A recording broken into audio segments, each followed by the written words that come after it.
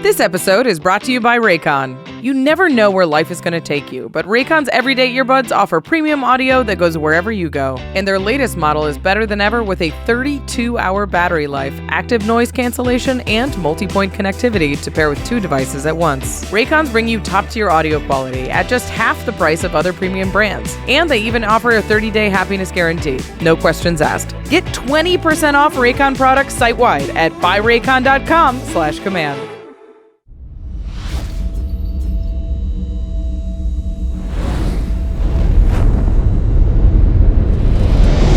Greetings, humans. You have entered the Command Zone, your destination for all aspects of Elder Dragon Highlander. Enjoy your stay. Hello, everybody, and welcome back to another episode of the Command Zone podcast. I'm your host, Rachel Weeks. How's it? It's Josh Lee Quiet. Rachel, I am here for one last ride. This is the one last episode for Aetherdrift. That's right. Today we are talking about all the cards you need to know for your 99. Everything that goes in the library. Of course, we're not going to be able to talk about all of them, but the ones that we think you need the down low on, you need the info about, the ones that you're most likely to see.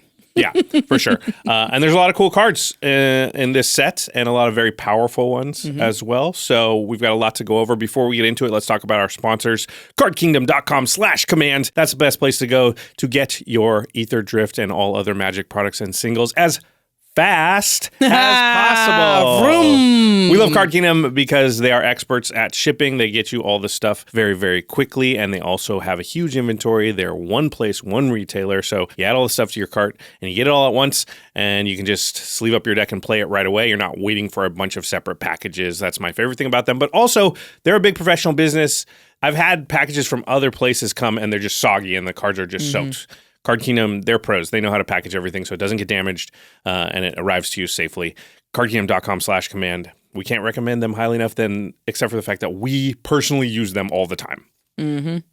And speaking of keeping your cards safe, go to ultrapro.com/command for the highest quality Magic accessories in the business. They've got playmats, deck boxes, binders, everything that you need to keep your cards looking good and feeling organized. Binders to be able to store them safely so you can actually find them when you're building a deck, and you can get all of those tools from Ultra Pro. Plus, they've got the officially licensed Magic art, so you can get the themed binder, the themed deck boxes, the new Apex sleeves. Yep. So it's going to have a lot of cool products to go along with it. Go to Ultra Pro, check out what they've got for Aetherdrift and all the sets past. You know that they're going to have a flash sale, so you can get those on the cheap at ultrapro.com/command.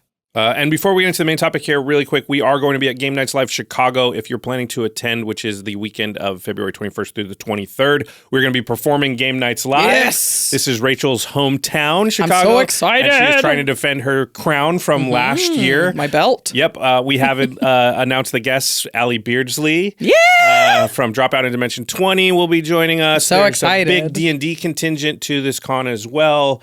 So they will be representing that part. And then, of course, we have Gavin Verhey and we have Becca Scott as commentators, and Jimmy, myself, Rachel will all be battling it out in front of the huge crowd. It's a ton of fun. It's at 6 p.m. On Friday. All you need is a badge for the con to enter that day, and you can get in. You don't need any additional ticket. And then if you can't make it Friday, we will be there the rest of the weekend. Saturday, Sunday, we're doing meet and greets. We're going to be looking for games. It's going to be a good time. So if I don't know if badges are still available. I know they were very close to selling out. So, but if you haven't planned the trip, you might still have a chance. Just check out the link in the show notes. Yeah, and don't forget, we're in a slightly different spot this time. We're not going to be on the main stage. We're in a theater. It's going to be close to the venue. I think it's in the same building, so we should be easy to find. And there's going to be a lot more seats, so hopefully everybody can be comfy and watch the whole show in a nice We got a lot of extra stuff seat. planned. You definitely want to attend. It's going to be even bigger than before. All right, let's go. And before we go, we need to shout out one lucky patron every single episode. Thanks to our patrons for supporting all of our content here. And this episode is dedicated to Kale Brown. Kale, you rock. You do. Okay, let's get into these Aetherdrift cards. Quite a set. Yeah, there's a lot to talk about here. There's a lot of new mechanics, and we're going to talk about a lot of them specifically. We're going to talk about some of them generally and the mechanics generally. And we're not going to cover some of the cards that we think are going to be a little bit more obvious for you. There's an energy precon. There's a zombie precon. If you have an energy or zombie deck, you should check those out. But they're a little too narrow for us to cover at great length here. We're talking. You don't need us to tell you, hey, put the good zombie card in your zombie deck. You know your zombie deck. Yeah. So we're going to break down some of the predominant mechanics in Aetherdrift, starting with probably the mechanic of the set. Start your engines. That's where we had to start the episode, right? Yeah. You have to start at the start. Yeah. Of your engines. Aha! So this is a new mechanic that the reminder text says, if you have no speed, it starts at 1. It increases once on each of your turns when an opponent loses life. Max speed is 4. So you have a thing that when it enters, it says start your engines. Yep. And it starts at 1. And then if you can have an opponent lose life that turn, it goes up to 2. But it can't increase to 3 until your next turn when you have an opponent lose life. Yeah, and from that point on, it can never increase by more than 1 per turn. There's just no way to get 2 speed, to get from 2 to 4 in 1 turn. You're always going to go 3 on a subsequent turn. Could be your next one or could be a couple down the line, depending on if you can deal damage, and then 4 on a turn after that. There's really not currently a way in the game to sort of skip 3 or do 2 in a row. But yeah, the turn you play the start your engines thing, and you're not. Your engines aren't going or started until you play a card that says start your engines. Of course. So, yeah, even if you've dealt damage or somebody else has started their engines, you still haven't started yours. You have to play a card to get this whole thing even going. Yeah, a couple of clarifying points. Once your engines are started, they stay. There's no way to go down in speed. I guess there's cards that say like your opponents reduce 1, but it's more for the limited format than us. Yep. And then once your speed is maxed out, it's maxed out. And you will have an ability of most Start Your Engines cards have a max speed ability that makes them a little bit more powerful once you've gotten to max speed. Yeah, we should say too, these are not tokens or counters or anything. You can't proliferate these or anything like that. This is just a way to indicate what speed you're at. That's not really interactable in the game, except for, like you said, there are a couple of niche cards that like literally say reduce your opponent's speed, but I doubt we will ever see those in Commander because you never know when you're going to be playing against a deck that has Start Your Engines in it. It's comparable to the Ring Tempts You in it's not a time to attach to a specific creature, but it's an emblem that goes up, and once it's up, it stays that way. Yeah. Finally, if your card has Start Your Engines and you play it after your engines have already started, that doesn't do anything. It doesn't increase your speed. It doesn't have anything to do. It doesn't start a second speed, a second engine.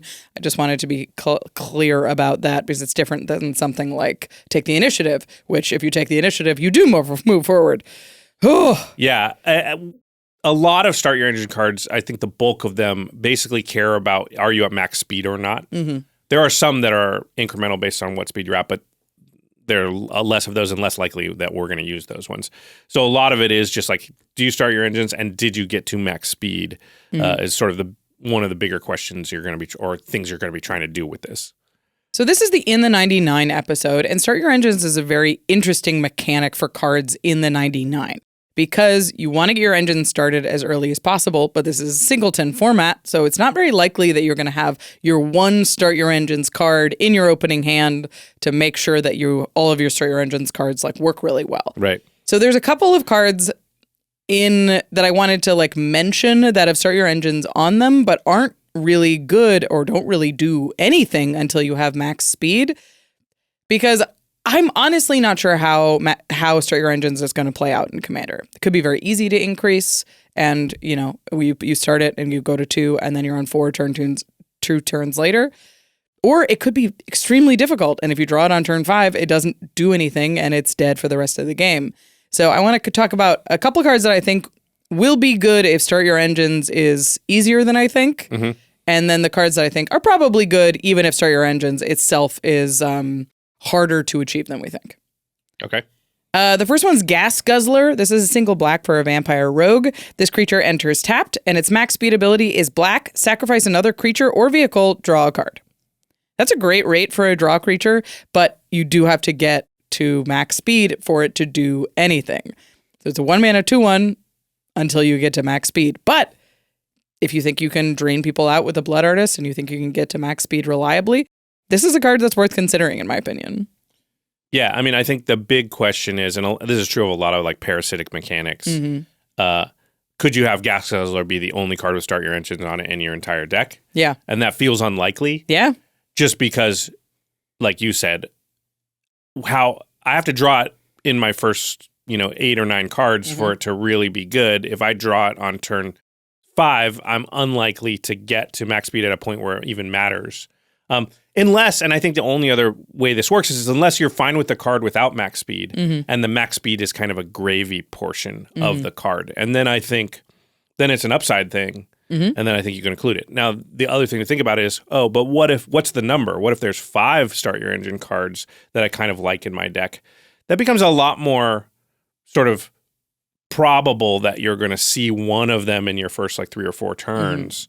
And we're just making up, like maybe turn 5 does seem too late. Is turn 4 too late? I don't know. Is it like got to be turn 3? I think it depends on the deck too, right? Like how reliable is your deck at dealing damage to your opponents? Because if it's not very good at that, like decks I play don't tend to, they're more explosive. I'm not like a aggro player.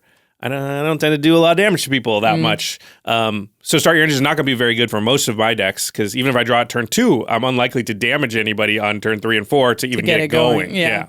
You are a lot more of a proactive My player. engines go. Yeah, so I think a lot of your decks, if you drew it in the first couple of turns, you will, your decks are the types that are going to reliably deal damage to opponents, be like getting in chip damage and things like that. And so it's probably a better mechanic just for you as a player than it is for me. Probably. That brings up it's actually a very good segue to a card that I think is sneaky quite bad. It's Vinwixit, excuse me. Verbose Host.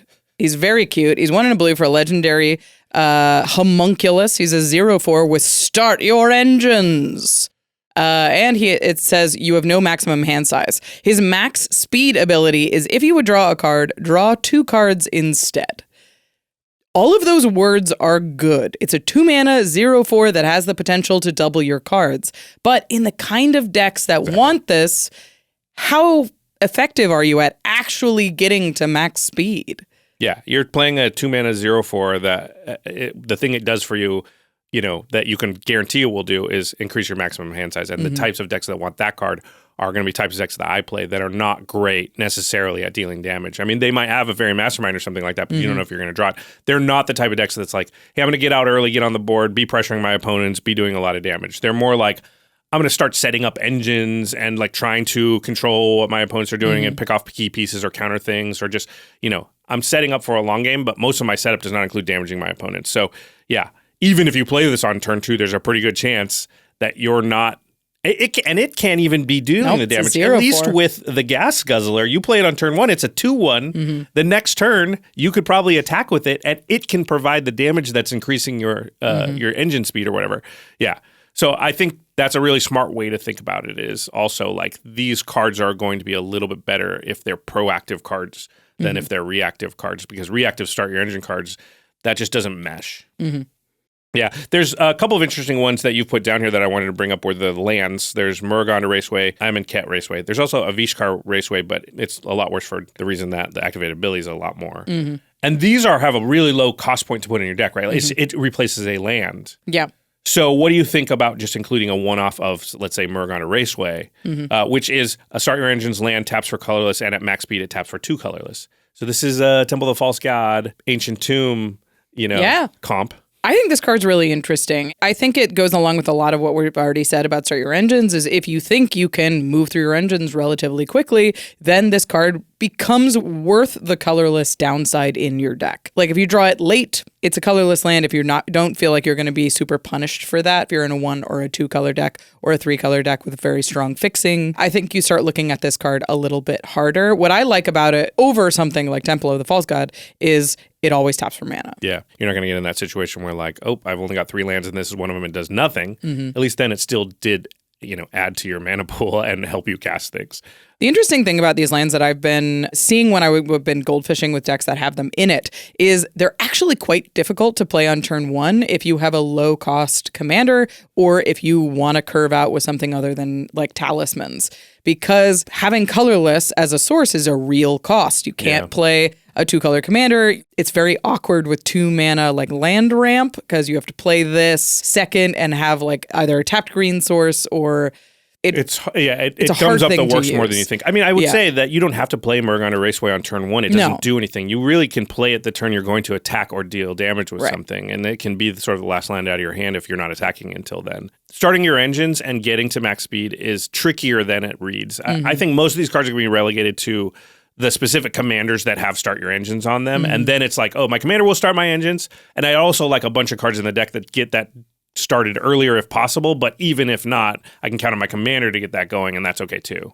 Amonkhet Raceway is also very good. This has a max speed ability of tap. Target creature gains haste until end of turn. This is a very aggressive ability. It's going to go on the kind of decks that are good with start your engines. Yeah. And having haste in that late game is so important for reach and being able to recast your commander with haste. So I think these 2 cards are the closest to start your engines cards I would be like excited about in the 99. And you think about running them as just hey, this is the only card in my deck that has start your engines. Yeah. And I'm saying that as somebody who doesn't love colorless utility sources. I really want my lands to work. So I'm very hesitant about putting colorless lands in my decks. I think I'll probably be on the other side of things where I don't really run any of this as one-off. It would have to be like key to my strategy, and I want a lot of it then. None of the cards we've looked at or that I've seen in the set am I thinking like, oh, that'll work as just a 1 start your engines card in my deck. I'm not putting Murgon or Amonkhet Raceway in my decks unless there's other synergy. Right. I want to talk about one more start your engines card before we move on. I want to talk about the Speed Demon. Okay. Because I think this is a very interesting card and is possibly the only non-land start your engines card I'm like looking at for the 99. It's 3 black for a legendary demon with flying and trample and start your engines. At the beginning of your end step, you draw X cards and lose X life where X is your speed. He's a 5/5.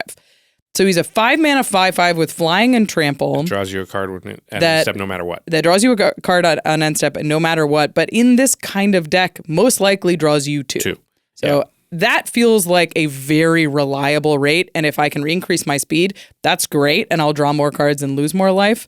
But the first start your engines value is good enough for the card, I think. Absolutely. I mean, look at Multiverse and then look at this card and consider it a 5/5 flying trample draws you just 1 card. Feels pretty in line and pretty okay. And the fact that it could draw you 2, whatever the percentage chance that is, this isn't in the 99 card for sure. And the fact that it doesn't require max speed is kind of what does it. Yeah, I agree. Okay. So that's start your engines. We won't spend as long as the other mechanics we promised because most of them already existed, although this next one did not, but it's simpler. The next one is called Exhaust. And it basically is a new mechanic that reads, activate each exhaust ability only once, period. Not once per turn, just once during the course of the game for that permanent. And it usually is on things that have multiple choices, but not always. Sometimes it's like, hey, a cool activated ability or something. But when it happens one time, that's it. You can't keep doing that. Yeah. There's a couple that I like. Draconautics Engineer is going to look familiar. It's 1 in a red for a Goblin Artificer. Its first exhaust ability is other creatures you control gain haste until end of turn. Put a +1/+1 counter on this creature. Cost a red. The second one is 3 in a red for create a 4/4 red Dinosaur Dragon creature token with flying.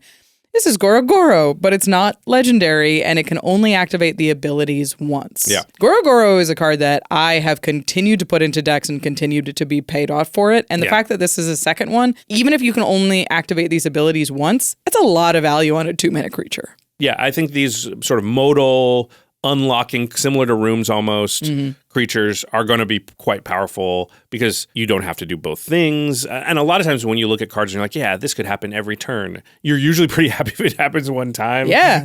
Because it often doesn't. So it's not that big a downside. It only happens once. And of course, there are ways around, which we'll talk about in a second, the activate only once part. There are loopholes in the system, and most of you know what they are. But yeah, the other one you have down here is Sky Serpent Seeker, which is a 1/1 flying death touch snake for blue and a green. And it has an exhaust ability, which is you pay for and then reveal cards from the top of your library until you reveal two land cards. Put those lands onto the battlefield tapped and the rest on the bottom of your library in any order. And then you put a 1/1 counter on the Sky Serpent Seeker. So this is just sort of a guaranteed explosive vegetations type thing. It is just 2 land cards, so it doesn't have to be basics. Yep. On a flying death toucher, which is just kind of good, right? Like you just a flying 1/1 death toucher for 2 that at some point later, if you want to, you can explosive veggies And then, of course, blue is more of a blink color than red is, and that's the loophole we're going to talk about here, which is if you blink these, if you recur them, if you bounce them back to your hand and replay them, they are new permanents, and you could activate the ability again. So there are kind of ways to get around it. Yeah.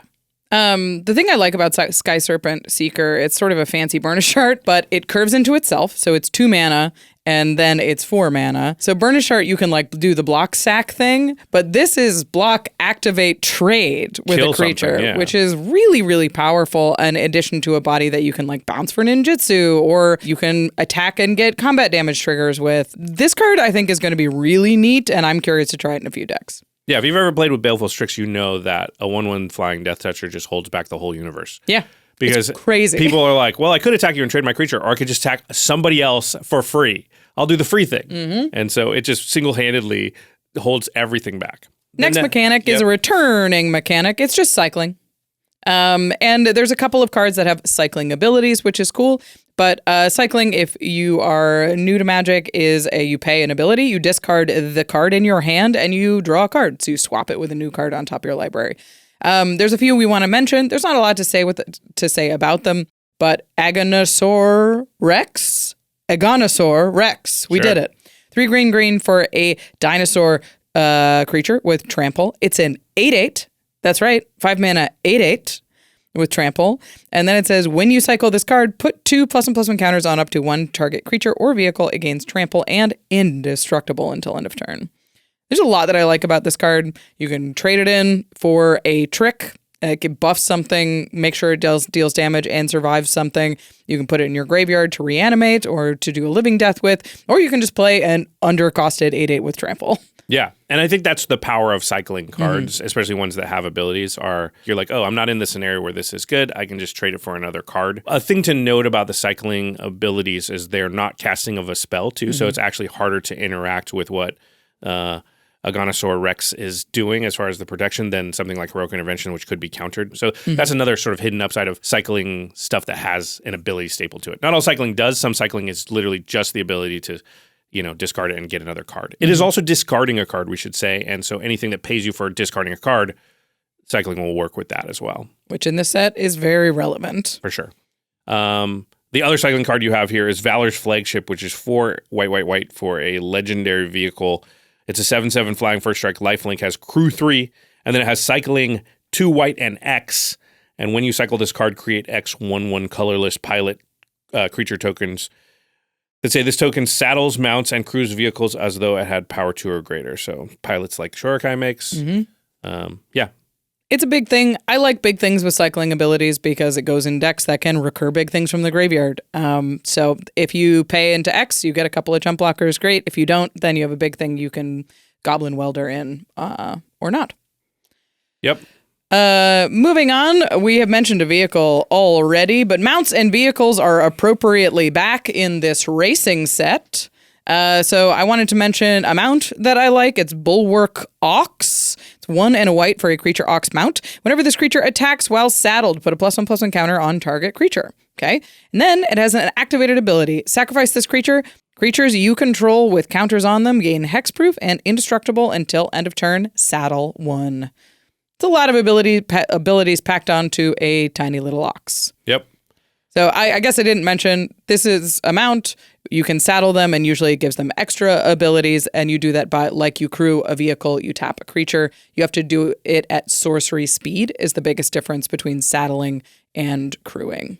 Yeah, and mounts are creatures and can attack when they're not saddled. They just get extra when they are saddled. Whereas vehicles are not creatures and can't attack unless they're crewed. Yeah, like so a horse can still bite you if it doesn't have a rider on it. Yeah, exactly. Well, who hurt you? Don't touch a horse. It doesn't want to be touched. But a car can't do anything unless there's somebody like who's turned the key in the ignition and is driving it. Makes sense. For the most part. Yeah, a couple things for those who are not as familiar with mounts and vehicles, or if you haven't been around since, what was it, Amonkhet? The vehicles First came time? out? Whatever. I think that's right. No. It's got to be... Kaladesh. Kaladesh, yeah. My bad. Where did Small Ghost Copter come from? Kaladesh. Okay. Yeah. So you can't, one thing to note is you can overcrew, or oversaddle. So if it says crew 2, but you have a 6/6, you can crew it with your 6s. Also, if it says crew 2 and you have 4 2/2s, you could tap all 4 of them to crew it. You could also go crew it. It's already crewed. Crew it again. So they just create the ability to tap your own creatures sometimes, which can be important. Yeah. There's a couple of you can't undercrew. So I guess I should say. So if it's crew 2 and you have 3 1/1s, you can't tap 2 1/1s, crew it, and then go later, and then go, I'll tap that last one and crew it for 1. You can't. Yeah, you got to pay the full cost. Yeah. A couple of vehicles I wanted to mention that are pretty good, worth looking at, is Thopter Fabricator. It's 2 and a blue. Whenever you draw your second card each turn, create a 1/1 colorless Thopter artifact creature token with flying, and has crew 2, and is a 4/4 with flying. Yeah, and it's interesting the difference between mounts and vehicles, whereas this will function similar to an enchantment a lot of the time. Whereas saddle or mounts, it's like, until you saddle it, it won't probably do the thing. Right. This one's saying, like, I'll give you this ability, and then eventually, if you want to crew me and use me as a flying 4/4, you could do that. But we'll just create Thopters along the way. Yeah, I like this one a lot because it makes the creatures that can crew it, and it's just accruing you value when you're doing what your deck wants to do anyway. We have a lot of effects like this, but it's nice that it's on a vehicle. Yeah, I think of vehicles often that are made in this mold as enchantments with upside. Yeah. There's one more vehicle I wanted to mention before we move on to the next thing in the set. It's Thunderous Velocipede. 1 green for a 5/5 trample vehicle with crew 3. Each other vehicles and creatures you control enter with an additional +1/+1 counter on it if its mana value is 4 or less. Otherwise, it enters with 3 additional +1/+1 counters on it. So if it's small, it enters with a counter. If it's big, it enters with 3 counters. Which is pretty good. Yeah, and it has crew 3, so anything you play after it will in some way be able to crew this Certainly be able to crew this thing. Your Colossal Dreadmaw. Even a 0/1 will get 3 counters and be able to do it. So. No, the 0/1 only gets 1 counter. If its mana value is 4 or greater, yeah. If you pay a 4 mana 0/1. Assuming a 0/1 is mana value 3 or less. Well, the little things get 1 counter. Big things get more counters. Sorry, I read it on it. If its mana value is 4 or less. Oh, got it. It's backwards. Yeah, my bad. So if you're paying a 4 mana 0/1, you will get 3 counters. Got it. But it rewards you for playing big things. It goes in a stop you +1/+1 counter deck. Yeah, but it still does help the little things just less. Yeah, just That's less. interesting. Yeah, very green. Yeah. And green's had a lot of these effects where it's like every subsequent play you make will make those creatures a little bit bigger than they would be. Yeah, I like this one because it's cheap. It's only 3 mana. Yep. Yeah, most of the other ones are 4.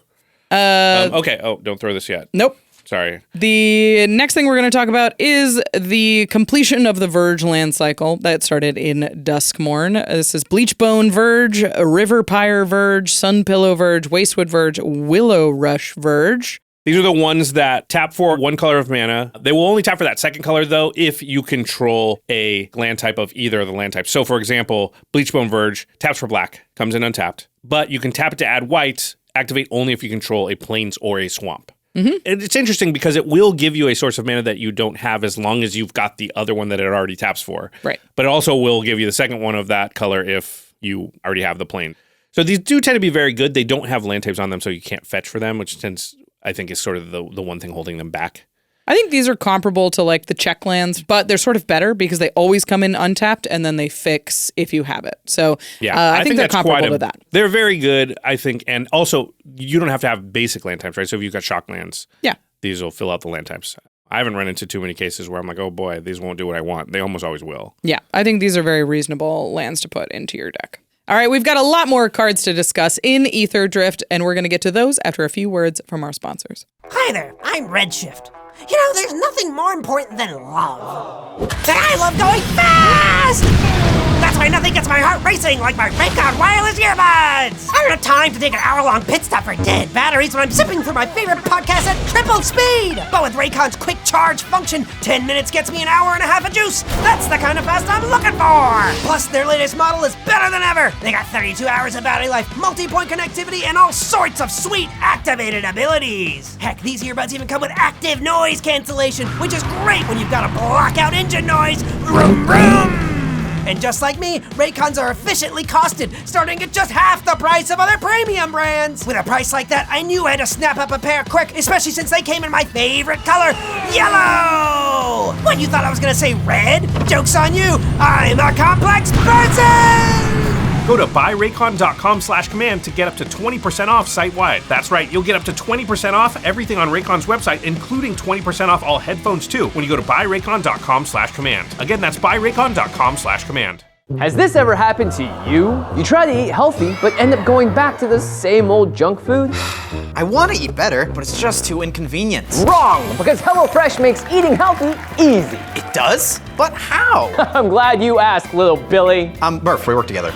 With HelloFresh, all the hassle of eating healthy is handled for you. They send pre-portioned ingredients for delicious and nutritious meals straight to your door. That saves you both time and money. There's no grocery shopping and no eating the same thing over and over. HelloFresh has 50+ dinner options to choose from each week. Their biggest menu ever, with meals to fit your wellness goals or diet, like calorie and protein smart recipes. My favorite is the pork chops with mushroom marinara. Look at them taters, yummy. And if you sign up now, you'll also get breakfast for life. That's one totally free breakfast item in every single HelloFresh delivery. Plus, when you subscribe using our link, you're directly supporting everyone here at the Command Zone, including poor little Billy here. Still Murph. Click the link in the description or use our code and get 10 free meals plus free breakfast for life from HelloFresh. Again, find that link in the description. One breakfast item per box while subscription is active if you're in the US. Outside the US, the local discount will apply. Fee-fi-fo-fum! It's your favorite giant, 100-handed one! 100 hands means 100 arms means 100 underarms, more or less. And while I can block 100 creatures no problem, I can't block 100 armpits worth of BO. That's why I use MANDO, the whole body deodorant that blocks odor all day. MANDO makes me smell great! Plus it's safe to use anywhere on my body, and I'm a giant. I've got a lot of body. So with MANDO, I can tackle my New Year's resolutions without smelling monstrous. I'll read 100 books, do 100 push-ups a day, and make 100 new friends. Mando's starter pack is perfect for new customers. It comes with a solid stick deodorant, cream tube deodorant, 2 free products of your choice like mini body wash and deodorant wipes, and free shipping. And as a special offer for our listeners, new customers get $5 off a starter pack with our exclusive code. That equates to over 40% off your starter pack. Use code COMMAND at shopmando.com. That's SHOPMANDO.com. Support our show and tell them we sent you. Again, that's code COMMAND at shopmando.com. Smell fresher, stay drier, and boost your confidence from head to toe with Mando. Yes, I win! Probably, anyway.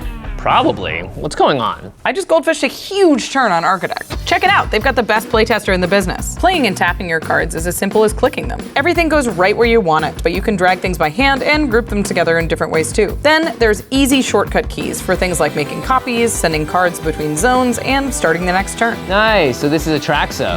All that proliferating's gotta take a while. It doesn't actually. Just right click and hit proliferate all counters.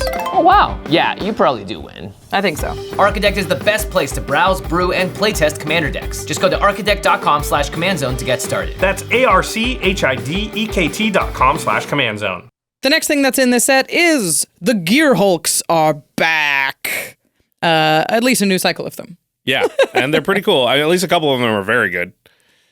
So we love the Gearhulks in Commander. Like the original cycle is from Kaladesh. They're monocolored. That's Noxious Gearhulk, Combustible Gearhulk, Torrential Gearhulk, Cataclysmic Gearhulk, and the green one is Verdant Gearhulk, yep. And that does counters, but that one's less popular. But we play all of the other ones still from Kaladesh. And Torrential Gearhulk's one of my favorite cards ever. Yeah, that thing's a house. I have Combustible Gearhulk in like 3 decks, I think. Like these cards have stood the test of time like not a ton of other threats have. So I wanted to talk about why they're so popular before we evaluate the new ones. And I think it's just like their strong ETB abilities that we can cheat into play. Yeah, and they usually have relevant bodies. I think that is an underrated part about it. Like Torrential is so good because flashing in, block something. It's huge blowouts, and then cast Sublime Epiphany for free or something. Yeah. Insane. And the blocking and the body is a big part of why you could play it. I think it would be considerably less good if it was like on a 1/1 or something. So, yeah, so I think the powerful ETB coupled with this is a real body that you have to tangle with. And the fact that they're an artifact means they just go in more things and have more synergy. They're good with cost reduction or Goblin Welder type effects. They're good to be flickered or reanimate or copied.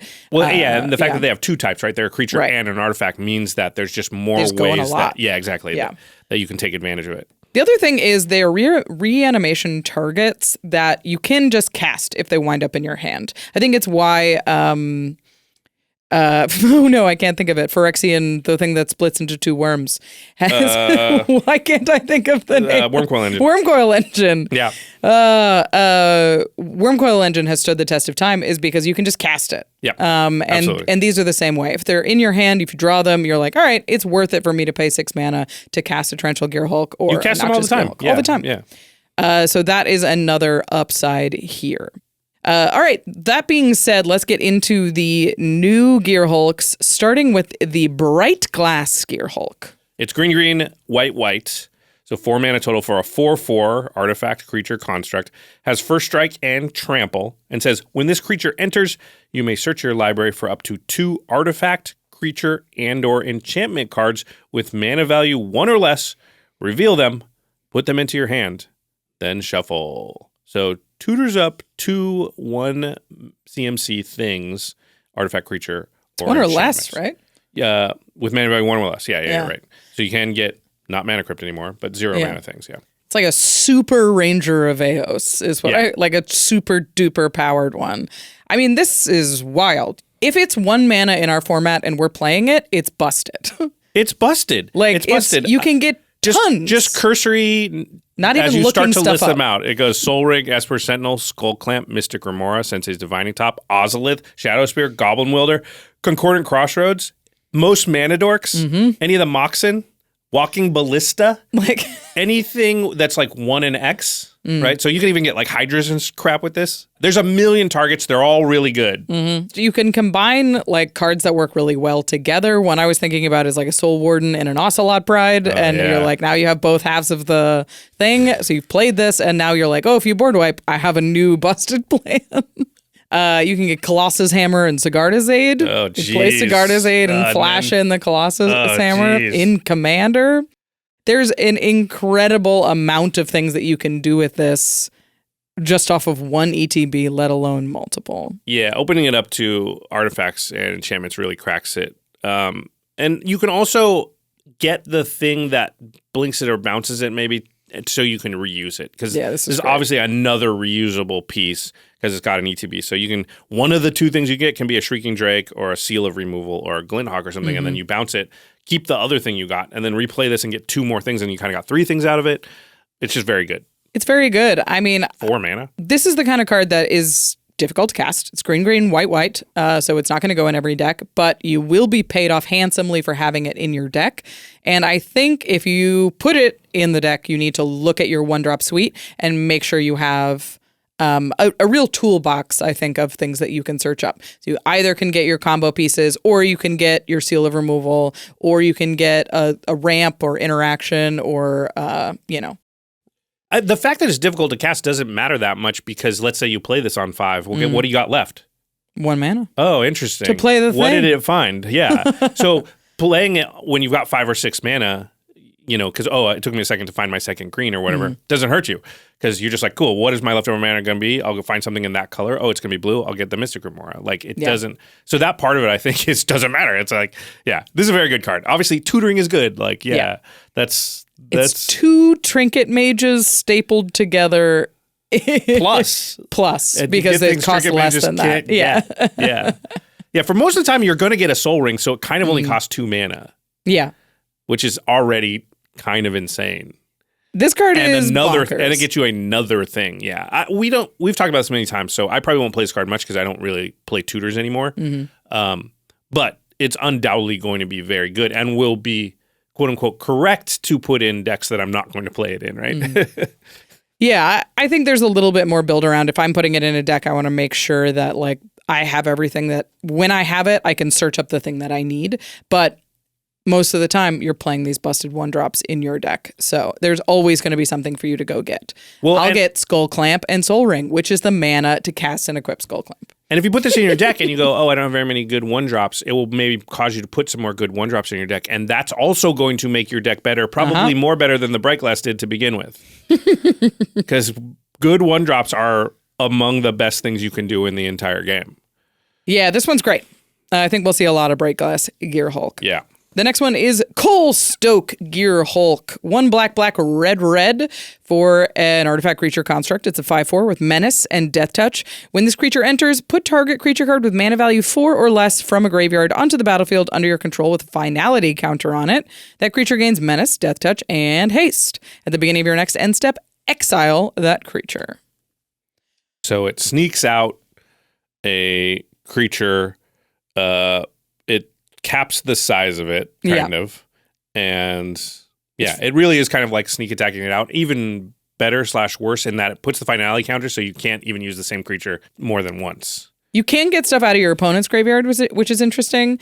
So it can do some incidental graveyard hate. I just noticed that it does double exile. It puts a finality counter on it and then exiles it Just at the end of whatever turn. way you might It's have, gone. or you might create in the future. Don't do it again. Yes. Yeah, they just really were like, no, let's not allow you to get the same thing over and over and over again somehow. This is a very interesting card. I mean, I think you can do some cool combos with Goblin Welder, which has come up a lot already and will come up more in this episode, where you can play this, reanimate your Goblin Welder, sacrifice this, get something else back from the graveyard. You lose your Goblin Welder, but it was a sweet turn. And it's You would have largely to set that up, and I think this is going to be good in decks that can set that up, which means that like you're self-milling / rummaging with Thrill of Possibilities and stuff. But like, yeah, then those plays could make sense because you're like triplicate Titan or whatever into the graveyard with my Thrill of Possibilities and another creature. Goblin Welder's there. Do this. Goblin Welder. Sack it. Get the triplicate Titan back. Da da da da. Yeah, that's a lot of setup, but this can help enable that. This is the kind of Rakdos sacrifice deck that we've seen a lot of in the last couple of years. I think of like Imskir Iron Eater is the new Bosch Iron Golem that can fling big artifacts and cares about mana value. Or like Ayara Widow of the Realm. Those are both like red-black artifact sack decks that you make these loops and are designed to use the graveyard. So I don't think... Rectifice decks? Rectifice, sure, yeah. Rectifice, but Rectifice, excuse me. I think that is where we're going to see this card the most because the ETB can be used multiple times. Yeah. I think this is just a piece in a deck that's already kind of doing that stuff. Like, you know, Alesha's kind of doing things like this a little bit better.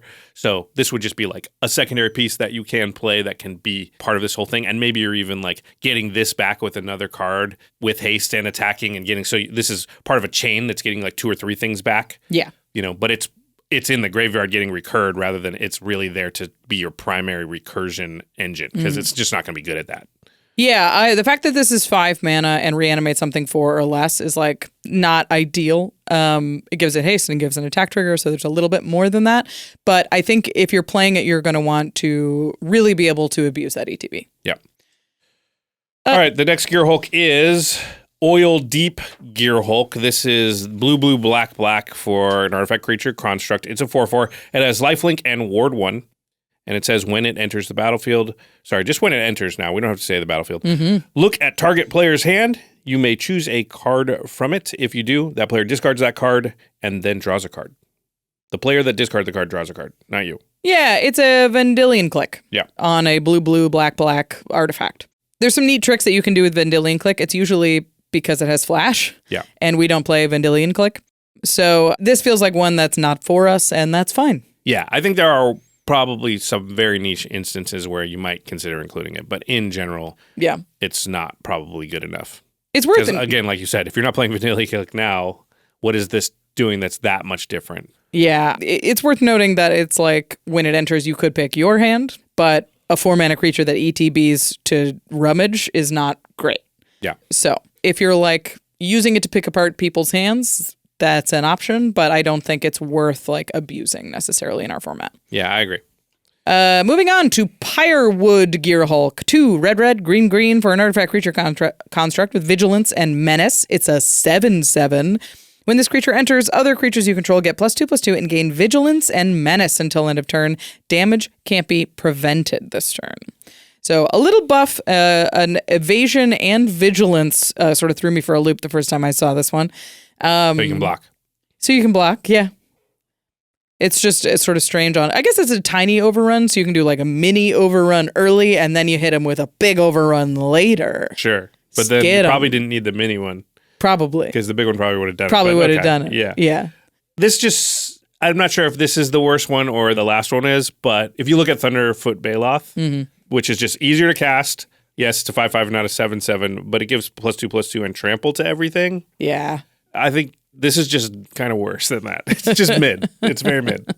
Yeah, and the Thunderfoot Baloth triggers every turn. And we don't really play that card either. These are Crater Hoof effects, which is what we call them, which is just like you have a slot and you need a couple of these, which is like it's going to pump my team so that I can turn, my small advantage into game winning or a large advantage.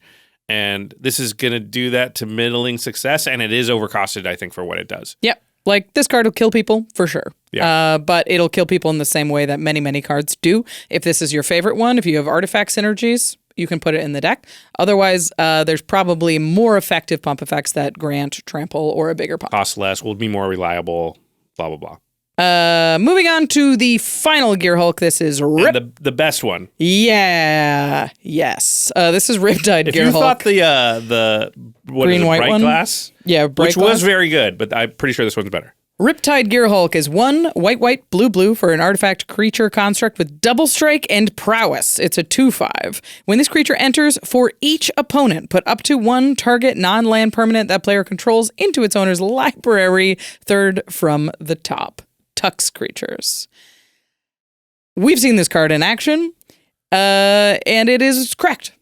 For each opponent? Yeah. Why? The Riptide doesn't do each opponent. It'd be Nope. Why doesn't that one say, look at each player's hand, take one out, they draw one? That'd be different. That would be the Oildeep one. Yeah. Sorry, not Riptide. Yeah, Yeah. Oildeep. Yeah. Why doesn't that do that? Like, this does its thing for all of them. All of them. And 5 mana on an ETB, remove 3 non-land permanents. This is that doesn't give them anything we pay back. 3 mana just for that effect, right? Like, Yeah, I mean, people run Generous Gift all the time. Grasp of Fate, like we're fine with 3 mana from each opponent, remove 1 thing. Mm-hmm. So that means the other 2 mana of this are accounting for a 2/5 double strike prowess creature for 2 mana. That you can blink. Yeah, this is very aggressively costed. It does have the 2 best keyword abilities, or at least combination. Because when you think of like, what was Oildeep? Lifelink and Ward. Well, Lifelink and Ward don't do much together. Mm-hmm. They're just separate. But does prowess work really good with double strike? Yeah, it does. Double prowess, yeah. Exactly. This card is a real threat, a ridiculous thing to play against. If you haven't played against Tuck, which most Commander players haven't, it's kind of heartbreaking. It's worse than almost every form of removal. It's way worse than Destruction. Way worse. It's like slightly better than Exile. Yeah. And about the same as Bounce, I'd say. Yeah, we mean to play against. Sorry. Like Exile is the most powerful. This is after Exile in my Probably, opinion. yeah. I think it's better than Bounce, and we love Bounce. Yep. And it's better than Destruction. Yeah, sure. And Destruction's good because they draw the card again, and you're just like, I don't need that card now. Yeah, I don't need it anymore because it's way too many turns later. And it eats that draw. So it removes the card from the battlefield now, and it eats the draw that they would have later. Well, and if it's so good that you do want it, you wanted to get it back now. You wanted to recur from your graveyard. You want to recast it because it got bounced. And this just sets a pretty. It's just a lot harder. It's not like it's impossible to draw extra cards that usually cost you mana though, in which case you can't recast it. Yeah, and the other thing I'll say is this is in the Blink colors, right? The 2 colors that are the best at Blink are white and blue, and they put the best one in white and blue, and like the red-green one ain't gonna get blinked. It's also in the artifact colors. So it could have probably afforded to be a little bit more powerful. Yeah, it's also in the artifact and artifact recursion Obviously, colors. red would also be there, but like blue and white are great at artifacts. I think this card easily goes into the most decks, is easily the most powerful, will see the ETB the most, and when it happens against you, it's brutal. It's really good. All right, final question before we move on. Do these Gearhulks live up to their famous beloved predecessors? It's pretty close, I'd say. There's one really powerful broken one, and that was Torrential, and now it's Riptide. Yep. And there's another one that's just a half step below that, Brightglass. Yep. And then I think the red-black one. The red-black one is like niche, kind of like combustible or something like that. Or noxious. Yeah. I think could show up here where it's like, is going to be really, really good in the decks that it shows up in. Yeah. And then there's 2, I think, that are probably not going to see a ton of play. Cataclysmic does see play from the old ones, but the green one doesn't. Yeah. So I'd say like it's very close if you sort of average it out. It's almost the same. Now, these are harder to cast. That's the one thing I'd say. They're not just 2 colors, which would naturally go in less decks, but also it's 2 pips of each color. So quite a bit harder to cast. Yeah, for sure. They're not going to be able to go in as many decks because they physically cannot. They are 2 colors. So I think that is a big downside to them. They're going to be a little bit more difficult to cast. But if you've played against a Gearhulk, most of the time, you're not really casting it anyway. It's being reanimated, it's being blinked, it's being cheated into play in some way. So I think that mana cost is going to be a little less of a downside in gameplay and a little bit more of a downside in deck building. Yeah, but I think you have to be able to reasonably, like, I will be able to cast it. Because it's hard to put cards in your deck that you're like, it would be really hard for me to cast this card. Because it's like... For sure. Yeah, because it makes it quite a bit worth it. My plan is to cheat it out in some way, but I can never cast it, and I only have to cheat. That's a lot harder than, like, my plan is to cheat it into play, but if push comes to shove, I can cast it. Right. So, yeah, I think that's a reasonable sort of cap on how powerful they can be at the top end. But, the Riptide is really good. They're really good. Yeah. What's our next card, Rachel? It's Aetheric Amplifier. This is from the Living Energy precon. It's a 3-mana artifact that taps to add 1 mana of any color. It's a manalith. It has an activated ability, 4, tap, choose 1. Activate only as a sorcery. The first option is double the number of each kind of counter on target permanent. The second option is double the number of each kind of counter you have as the player. So this can double the number of +1/+1 counters on a creature. This can double the number of energy counters you have. You can't double infect on your opponents. Yeah, but you don't get a choice. So if you're in an energy deck and somebody gets a couple of infect on you, if you were to... Careful. Oh, no, it's just double the number of each kind of counter you have. Don't do it on yourself if you've got an infect, probably. Careful. It might be okay if you've only got 2 and you really need the energy. I think this will be most popular, though, is doubling the number of counters on Planeswalkers. Maybe. I think so. It's a lot of mana It's a lot of mana, but, like, in decks that are trying to win the game with Planeswalkers, they want as many of these effects as possible, and this is colorless. See, I don't like where this comes in sequencing for that to be useful, because the way Planeswalkers kind of sneak their way or make their money, let's say, is they jump to ultimate at a point when you're not ready for it. So doubling season comes out, next is a Planeswalker. It ults right away. It ults right then. Or they do some sort of thing where you're like, all right, I can let that thing live because it's, what's the +1? What's the mega one? Okay, and the ultimate is 8 and you're 4? Okay, we're good.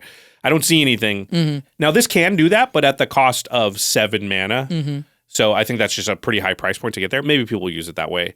You got to remember, this virtually costs 5 mana to activate because you're tapping a thing that could make mana. Sure. So, I don't know. To me, it's going to play like Rogue's Passage or like Cardin's Bastion. Just feels a little too expensive to activate. Where it's like, yeah, you read all the text and you can think of scenarios where like, I would want to use this. But realistically, when you have it in play, you just find 98 times out of 100, I do not use it. And then you start taking Rogue's Passage out of your deck and putting in something else because it's like, yeah, technically it has an upside and that's gravy, but the downside is all I'm realizing every time I play it. And so, and that's what I feel about this.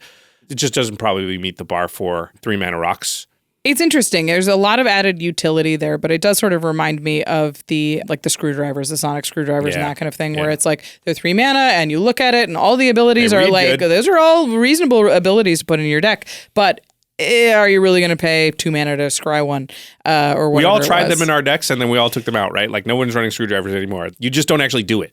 Yeah. You have to make sure that either you have a ton of mana to be able to do this or that your playgroup isn't the kind that's going to see that and blow up your mana rock. Well, and that's the other thing. If you play this before the Planeswalker, then you cast the Planeswalker. It's like, we have to kill that Planeswalker because they will ult. They can see it. Yeah. And ults are usually that you want to do this to are so bad that like the whole table has to team up to stop that. Right. And it's not very likely that you're going to be able to play a Planeswalker and activate this and then ult the Planeswalker on the same turn. That's a ton of mana. It's doable. We make a lot of mana in Commander, but it's a lot and is not necessarily a situation you can rely on. Yeah. It maybe is really, it comes in the energy deck and maybe that is the real home for it. That's the most sort of reasonable place I can see, which is you're in an energy deck, you kind of play this as a rock that like sometime down later you have some effect that's like allows you to spend energy like mana or something. And then this becomes, oh, I can get to 12 energy, make that 24, spend energy like mana, and then that makes sense. And all the time, and it didn't cost me that much to play a rock that was just one overcosted to kind of get to that explosive moment. This may not be a great example of an experience counter Commander, but in Mizzix. Interesting. Yeah. This can double your experience counters, which is big game, especially when it comes to mana in a deck like Mizzix, even or like a Minthara, which gives your creatures +X, where X is the number of experience counters, or Marin are all very like powerful experience counter types of decks. That's really interesting. I hadn't thought about experience counters. Because experience counters are pretty hard to generate. You have to keep your commander on the battlefield. So being able to double them in the late game is extremely powerful. I think that's a decent option to look at this card as well. Yeah, it really makes sense for Mizzix because you can generally use as many counters as you can get because you usually have X-Spells and things like that. Probably less so for something like Marin because the difference between having 8 and having 16 is not that big. It's not that big, yeah. Yeah, but I hadn't thought about experience counters, so that's a pretty good candidate for this as well. Interesting. Moving on to the next card. This one's in the main set. It's Demonic Junker. Sweet. It's 6 and a black for a artifact vehicle. It's a 4/3, but it has affinity for artifacts. So this spell costs 1 less to cast for each artifact you control.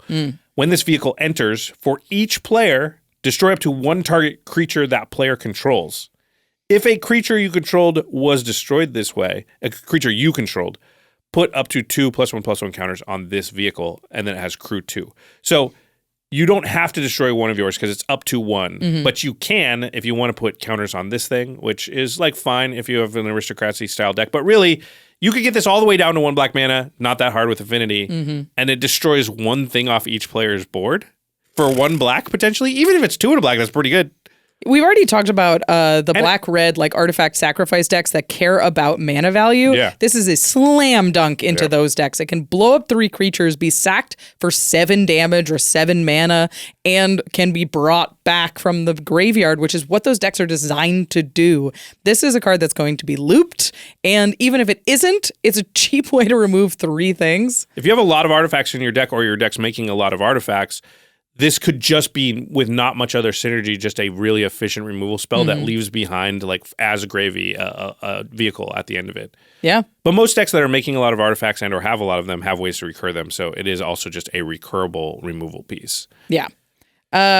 This card's really busted. I was looking at similar cards and the rate that we expect for that. Like I play Soul Shatter is 2 and a black at instant speed to have all my opponents sacrifice a creature, and that's not as good as this. I play Curtain's Call still, which is always good when I cast it. And they sacrifice the highest converted mana cost, so it's like closer to a removal spell than a. But they still get to choose, and sometimes their thing is not the thing you want to kill is not the biggest thing. And that's 3 mana. This thing could get all the way down to 1 fairly reasonably. This makes it even more of a head scratcher that the Oildeep Gearhulk didn't say for each player. I don't understand. Like, we have 2 instances, one of them also a Gearhulk that says for each player, and it feels like it would have fit that mold just fine. Anyway, Demonic Junker, very good. This card's great. I think we'll see a lot of it, especially in like those Artifactocrat type decks that just make a ton of artifacts. Okay, up next is a little card that I like, and we're going to talk about it. Because I picked the list. It's Diversion Unit. It's 1 and a blue for an artifact creature robot. It's a 2/1 with flying and has an activated ability. Blue, sacrifice this creature, counter target instant or sorcery spell unless its controller pays 3. So it's a 2 mana 2/1 flyer with an interaction built in. And this is the kind of like, I've been putting 2 mana 2/1 flyers into basically all of my blue decks, have like the whole suite of them. Now. Yeah. That's what Octavia is. It's just 2 mana 2/1 flyers that turn them into 8/8s. Yeah. That's the whole deck. And this is another one that I could see putting in a deck completely reasonably, and it's so annoying. If you have that blue mana open to activate this ability, every instant or sorcery that's sent at your stuff or goes against your plan has ward 3. Because they have to have the additional mana up to counter it. Of course, you have to hold up some blue. Or they could just be willing for you to trade whatever it is for this card. Yeah, that's true. So if they like you trade this for a Swords to Plowshares. Yeah, you sacrifice it. So it's not the same as warded in that. Yeah, you do lose something. Yeah, but like that's what you do with counterspells you can see. You try and make them use it, especially if it's on a sacrifice. Yeah. I think, the thing about all these little blue flyers is that they're all pretty generically good. Like, there's not a specific plan that you need to be doing for this to do its thing. And it is super annoying if you just have mana open, which you're a blue deck. You probably do. And they don't know that you're just holding the mana open for a draw spell at the end of your turn. Yeah. They still have to be like, if I cast this, are they going to counter it? And then, all right, I'll just play this instead. And it just makes their plays a little bit worse. So you don't always know how powerful these kind of cards are, but they usually are powerful. All it takes is you to have one treasure on the board, and this thing is always live. Yeah. And I think that's extremely powerful. The other fact that this is on a permanent is one of my favorite ways to play Commander. Almost everything I play is permanents. Permanents with Flash, my favorite. Because you can recur it. It's an artifact. You can get it back with Emery. Yeah. You can keep replaying this thing. You can get it back with Sun Titan or Savin's Reclamation. Even Muldrotha, it's both an artifact and a creature, so it can fill either slot. Then it becomes a little Glenelendra Archmage. Exactly. Yeah, where just it's reuse. just protects your stuff and is a thorn in your opponent's side the entire time. In the meantime, they're getting hit for 2. It's wearing swords. It's, drawing you cards if you have what's the thing of that? Bident of Thassa type effects. So I think this is a little uncommon that we would normally skip over, but I looked at this one a little bit longer. Yeah, I'm unclear right now for me if it makes the cut because there's so many. It will fill the role for like Siren Stormtamer, which is a 1-mana card and does a similar thing. But this counters more stuff and sort of wider range. Although they do have the ability to just be like, this is important, I will leave the 3-mana open. Right. In which case, But we've been talking about this lately. As the format speeds up, Mana leaks get better. Yeah, mana leaks get a lot better. They weren't playable at all 5 years ago, and now you can totally play them. They're going to counter most things. Yeah.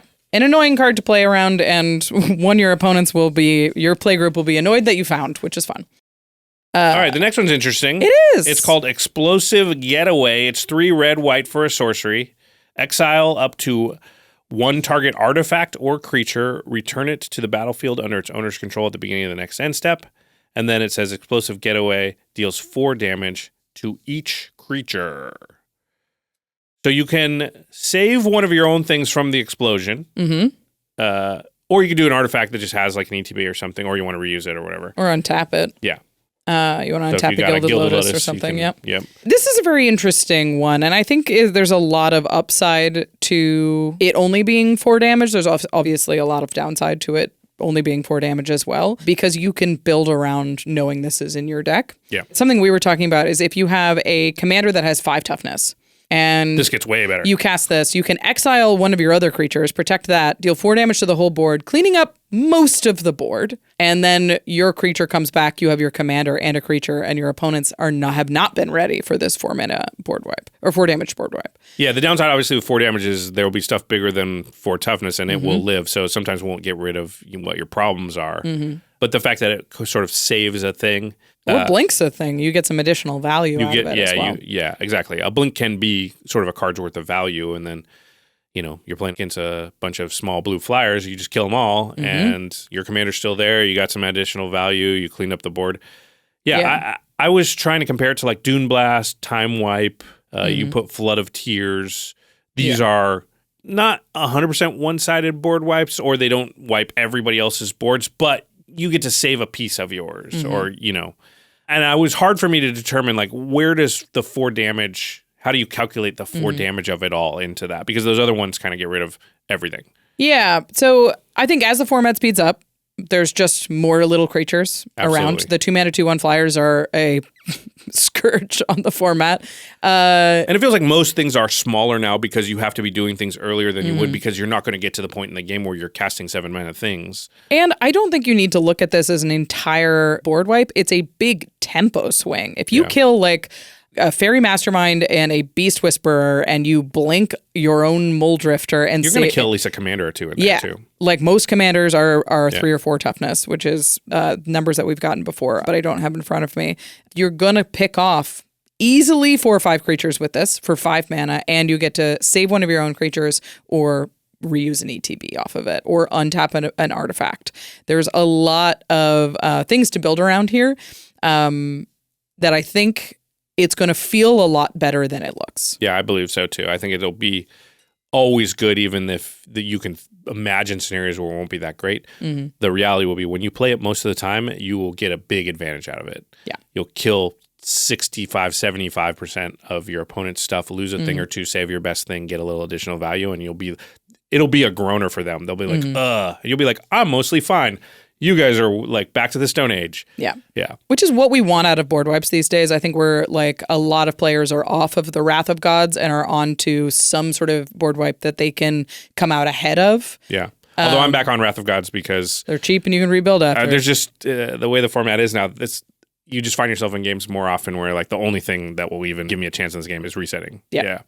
All right. The next card we're going to talk about is very good. It's Full Throttle. It's 4 red for a sorcery. After this main phase, there are 2 additional combat phases. At the beginning of each combat this turn, untap all creatures that attack this turn. 6 mana time for stretch of extra 2 combats, extra combats.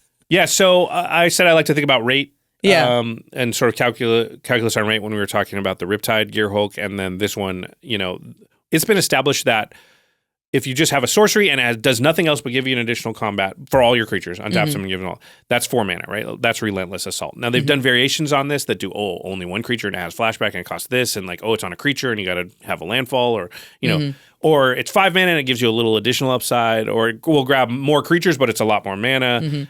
This is just 2 combats at a rate of 3 mana each. So it just is a good rate. It just is efficient on mana. That alone is going to be really powerful. Yeah, and I mean, if you want 1 extra combat, you want 2 extra combats. Yeah. Like, you just want this ability. I think if you're playing extra combat spells, you're playing this spell. Almost always, if you were like, I could take advantage of a second combat, then you could take advantage of a third. There's not, because you had good attacks on your second. What got worse for you between, second and third? Yeah, exactly.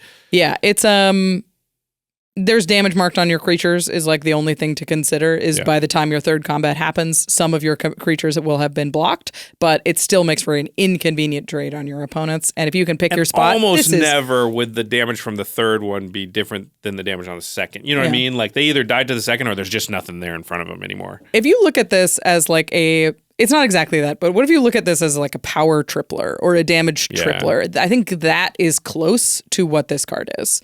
Because it's 6 mana, you attack 3 times. Yeah, it's probably a lot better than that, though, because in a deck that wants this, you're going to have attack triggers, combat damage triggers, like other things are going to be happening. So you might have you might have damage doublers. Yeah, exactly. So, yeah, it's in the decks that want extra combats, and we talk about this all the time, where what's good with these cards and that cards, and a whole category is like, this is good with extra combats. This is going to be one of the better extra combat cards now. Yeah. Oh, up next is a pony.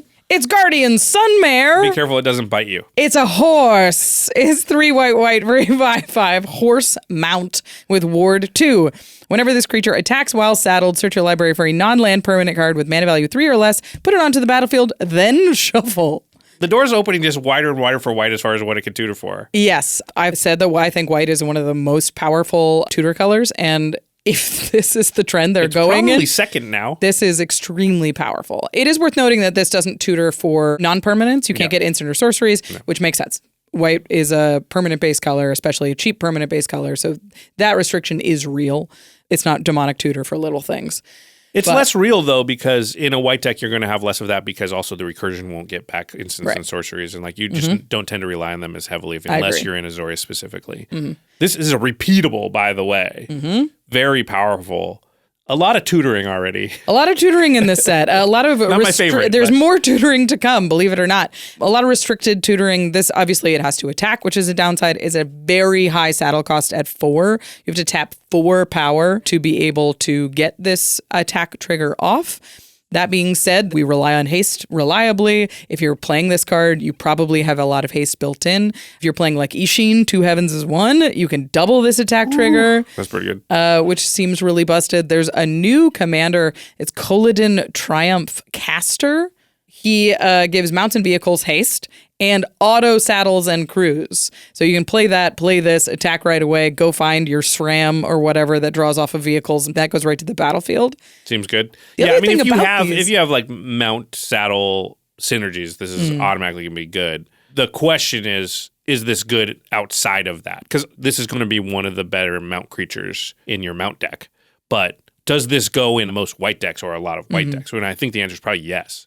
It's pretty nuts. I mean, if you're playing tutors, I think you're looking at it pretty heavily. You have to be able to reliably saddle it, which is a pretty real cost. But it is, but again, white it usually is putting things on the board. Like, yeah. You have it tends to creatures be on the battlefield. More proactive, yeah. Something that's interesting about this kind of tutor that goes directly to the battlefield is they don't know what you're getting. It just happens. So if you go get Grand Abolisher, they have to respond and anticipate what you're going to find because otherwise it's on the battlefield and it's online. There's nowhere to respond once a Magus of the Moon enters the battlefield or a Blood Moon enters the battlefield off of this. Yeah, that's just it. It's there. Yeah, and it's a non-land, so they could get anything off of this attack trigger. Oh man, a Blood Moon. Can you imagine?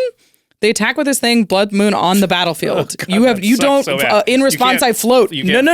It's gone. Yeah. So you have to fetch in response to this if they've got red. Wow. I don't know. It depends on what play group you're in. That sucks. Yeah. That's obviously a very high power move, but it's very powerful.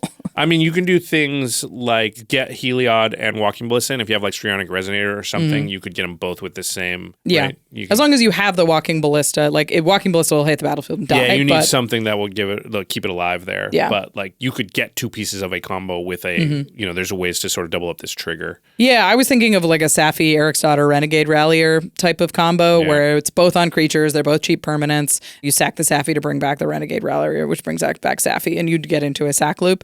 So like and you can do that with a Strionic on the first attack on this thing. Absolutely. White's good at like little creature-based combos. There's going to be a bunch of combos too that you can get, and it'll open up even more if you just put in like a 5-color deck or something else. So yeah, I mean you could get Phyrexian Altar and Gravecrawler. Yeah. Yeah. Like because it gets altars. Yep. Anything could come off of this horse. It's going to be a really scary permanent on the board, and there isn't a window to kill it. But if this thing comes down, you should be afraid. Be very afraid. Okay. I've got a tutor and I know how to use it. Tutors are fun. They're awesome. I love them. All right. The next card is Marketback Walker. It's X and X for a 0/0 artifact creature construct. This creature enters with X 1/1 counters on it. Works like Hangerback Walker in that way. It has an activated ability. You pay 4 mana and then put a 1/1 counter on this creature. And then it says when this creature dies, draw a card for each 1/1 counter on it. It's not Thopters anymore. It's just cards. Yep. If your deck wants Hangerback Walker, it wants this, is sort of where I landed. If you have the +1/+1 counters, like you're doing your Bristly Bill or the Ozolith to load this thing up with counters, you're going to draw a lot of cards when it dies. Yeah. I think there are some decks maybe that would want this and not Hangerback if they're doing like infinite mana things. And this is a way to turn infinite mana into a win because you do need a sack outlet, but I filter all my infinite mana into this and then draw my whole deck, and I still have infinite mana, so I win. There's plenty of ways to do that, so I don't know if this makes the cut in decks that are that powerful at doing that, but that is a thing it could do. I think the big limiter for this card, as is the limitation for Hangerback Walker in that realm, is just do you have enough sack outlets to be able to reliably trigger this? Yeah. Like I have Rakdos Lord of Riots, which is designed to reduce the casting cost of colorless spells. And it runs Walking Ballista. It does not run Hangerback Walker because it just doesn't have the sack outlets to be able to reliably trigger it. And I could cast a 13/13 Hangerback, no problem. But how do I get it into the graveyard is the question. And I think that's the limitation of Marketback as well. Yeah, and then when you think of decks that have Hangerback, they often are KCI-style decks too, and Marketback Walker doesn't necessarily fit into that mold as well, right? Because you can't sack it to create 7 other things that you then sack to turn it into 16 mana, which you use the Hangerback for that sometimes. Yeah, sometimes. So it's good, but it's good in a different way. I mean, the rate is not good on these, right? No. Like the amount of mana you pay for the size of the thing you get, and then 4 mana to put a 1/1 counter, all that stuff is kind of bad. Yeah. So you have to have other ways to put counters on this thing, or you have to just be like, my deck creates a ton of mana, and I am always looking for ways to use it, and this is a pretty good way. But like you said, then it all has to be capped with, can I sack it? So you also have to have this whole other aspect of your deck that's already going on. Because again, you're not adding a bunch of sack outlets to a deck that doesn't need them just because you're putting this card in. It's very good in modular decks. Like that's the kind of thing that this is a slam dunk into. But the thing that I kept coming back to is, can I get this thing into the graveyard? Because it's a, like, if you look at it, it's a 4 mana 2/2 that when it dies, you draw 2 cards. Yeah. And there are already other cards that say when it dies, draw cards for the 1/1 counters or remove 1/1 counters to draw cards. There are already other cards that are sort of doing stuff like this, and not even all of those see play. So I don't know. I think if I was in a +1/+1 counter deck, I would be running Mindless Automaton over Marketback Walker because you can just remove the counters and draw the cards right away. Yeah, you don't need a sack outlet. And it stays on the battlefield. So you can keep putting counters on it and keep drawing cards. That's a really good point. You can't just remove a couple of counters from the Marketback Walker. It's all or nothing, right? Sack it, draw it all, or don't. But you can't just be like, I'll take 2 and leave leave a 2/2 behind. Yeah. So you need to make a ton of colorless mana or make a ton of +1 counters and have built-in sack outlets. And it's going to be very good for you, but that's a lot of hoops to jump through. All right. I like this next card quite a bit. Yeah. It is Monument of Endurance. Monument to Endurance. Oh, sorry. 2 Endurance. 3 mana for an artifact. Whenever you discard a card, choose one that hasn't been chosen this turn. Draw a card. Create a treasure token. Each opponent loses 3 life. All right. And it's this turn, so if you can discard cards on other players' turns, then you can keep which going. generally, if you can discard cards, you can choose when you do that. It also triggers per card. So if you cast like a Faithless Looting after this, you discard 2 cards, you draw an additional card, you make a treasure token. That seems quite good. Yeah, Wheel of Fortune will get you all 3 of these things. Yep. Yep. This is great. This is 3 mana. If you discard a card, you draw a card. It turns your Thrill of Possibility into card positive. That turns your Looters into card positive. The only limitation is, are you discarding enough to put this in your deck? How much do you have to discard? Once or twice a turn. Yeah, are you happy if you can discard 1 card per rotation? It would basically be like it's like Phyrexian Arena, right? Obviously, you couldn't do the other 2, but like the baseline of like I draw 1 extra card per turn on a permanent that costs me 3 mana. In the colors that don't have Phyrexian Arenas, yes. Like if you're in red, then yes. It doesn't lose you to life, which Phyrexian Arena does, which is a real thing. I don't play Phyrexian Arena as much as I used to. Mm-hmm. I think what I'd be comfortable saying, though, is if I am able to discard 1.2 cards per turn or something just above, then it meets the level of like it's fine to good. And obviously, if you can discard 2+ cards per rotation, it becomes very good. Very good. It becomes a lot better than a Phyrexian Arena, and that is clearly a playable card. Yeah. Phyrexian Arena also is like the reason that we don't love it as much anymore is you don't draw until your upkeep. Yeah. This one you can trigger right away. Oh, that's a really good point, actually. If whatever your deck is set up in a way where it's like play this, then do the discarding, and you know it's on your commander or whatever, and you know you can do it. Yeah. So the only question is like, are you discarding enough cards to fuel this? And if you are, you probably want this card. A good signpost that we were talking about is like Containment Construct. Yeah.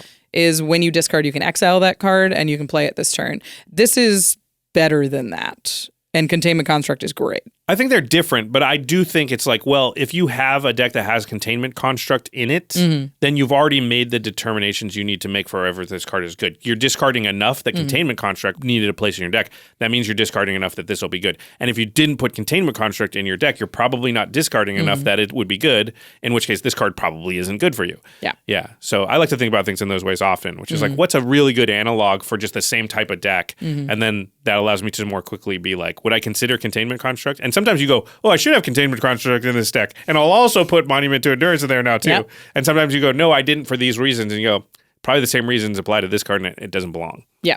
I would say you want, at the very least, 20 cards that discard cards in your deck. At the very least. Yeah, unless your commander is doing it. Then I think that can change the calculus, especially if your commander is doing it in a way where you can kind of activate it, do it more than once per rotation. Now, all of a sudden... Because, man, draw a card, make a treasure is so powerful. It's card draw and ramp. And can you imagine, like, just a frantic search with this thing? Like, you discard 2 cards, you draw an additional card, you make a treasure, you untap 3 lands? Insane. That's bananas. Insane. All right. Moving on to another very powerful artifact. This one is Radiant Lotus. Uh-oh. Anything that has the word Lotus has my attention. Bing bong, bing bong. It's a mythic, Josh. Oh, it's a mythic card. Come on. 6 mana for an artifact. That's a good start. Tap, sacrifice 1 or more artifacts. Okay. Choose a color. Target player adds 3 mana of the chosen color for each artifact sacked this way. Oh, it turns them all into Black Lotuses. It turns every artifact on your battlefield into Black Lotus. Kinda, yeah. You have to do it all at once, and you can only do that once at a time. But yeah. That's funny. Including itself, which is interesting. You can sacrifice this to its own ability. Right. So to be mana neutral, you only need 1 other artifact on the battlefield. You'd be down a card for no additional mana. I guess you could filter mana into a certain color that way. Sure. But 2 definitely means you could get 9 out of this. Yes. And that has to be expendable stuff. Right. But you could have tapped the stuff, though, because it could be like Arcane Signet, tap it for mana, float that mana, and I'm sacrificing a tapped Arcane Signet. Listen, I play a lot of Mana Geyser, which is a very powerful card and will win you games because it's just a windfall of 20 to 25 mana will often just be like, if I don't actually win, I put myself in a position where it'd be very hard for me not to win, just the gap and advantage that I cause. It can almost feel like an extra turn spell. You don't have the extra cards, but you jump ahead of them in terms of resources. Yeah, it often feels like multiple extra turns. Like 25 mana off a Mana Geyser is like 3 turns worth of mana, and a lot of times you're just like, yep, I took 3 turns just now. I destroyed most of your boards. I put out a ton of stuff. Go, and you're like, yeah, I didn't win, but what are you going to do? Like, it's really hard for me not to win from here. Yeah, this could do that, I think. And it does it in a manner that's, I think, going to be pretty similar. Yeah. Where you'll hold it. Yeah, you do not just play this out onto the battlefield and sack a creature and make 3 mana a turn. Just play Gilded Lotus. Yeah. But if you're the kind of deck that has, like if you're an Affinity for Artifacts deck or you're an Artifact sacking deck, this is a incredible sack outlet that will double your mana. Yeah. Just immediately. 6 mana is a high investment point, but it is so easy to get 12 mana with this thing. 6 mana feels like nothing. Yeah. Although I do think you're probably going to wait till you can get 20 plus. Yeah, probably. So we're often going to see it make 42 mana or more. And I think there's a lot of decks in the format. We call them Artifactocrat or Tchotchke decks.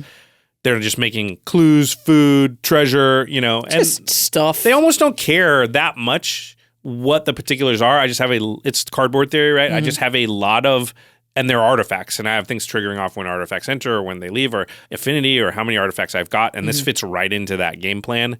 And then it just says like, okay, I'm gonna leverage all that. I'm gonna weaponize the fact that I made so many pieces of cardboard into mana, which then I will turn into how I win the game. Yeah. This card's bananas. It's sort of like a KCI that makes colored mana once in a turn. You have to tap it. But you sacrifice all the things, which in artifact decks is an upside. Yeah.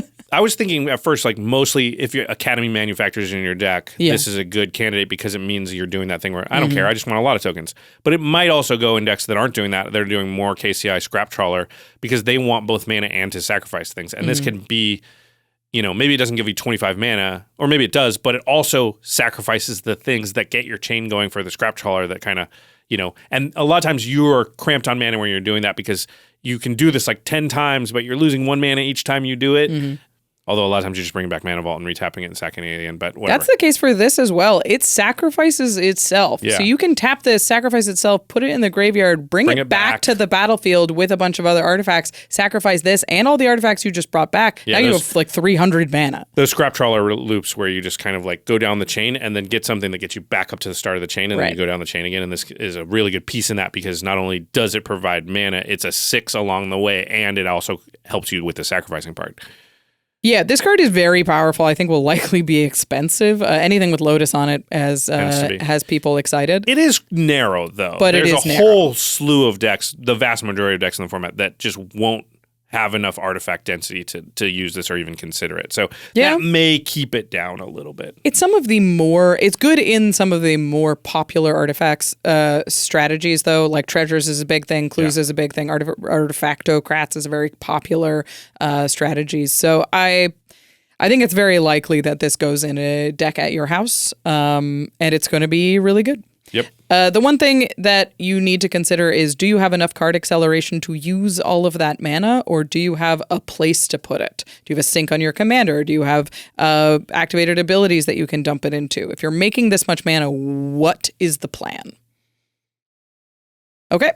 Moving on to Rhet-Tomb Mystic. All right, this one's from the Eternal Might Precon, which might give you a clue about its creature types. It is 1 and a blue for a 2/1 flyer. They're back. It's a zombie bird wizard. It says each creature card in your hand has cycling for 1 and a blue. So any creature card in your hand, if this is on the battlefield, you can pay 1 and a blue, discard that creature from your hand, and draw a card. So the first line I have written down is, neat. What do you do with this? And because I have a monument to endurance. You have a monument to endurance, and then it's really good. So my first thought was like, okay, high density graveyard type of creature decks, like Living Death decks. Yeah. Suddenly all the cards in your hand go into the graveyard and you're drawing more cards. You can really churn through a lot that way. But 1 and a blue is not a cheap cycling cost. That's pretty expensive to do multiple times in a turn. Yeah, there's a red card, I forget the name of it, but it is an enchantment that turns all of your lands in your hand into pay a red, cycle them, which I think can be good, and I have played in decks.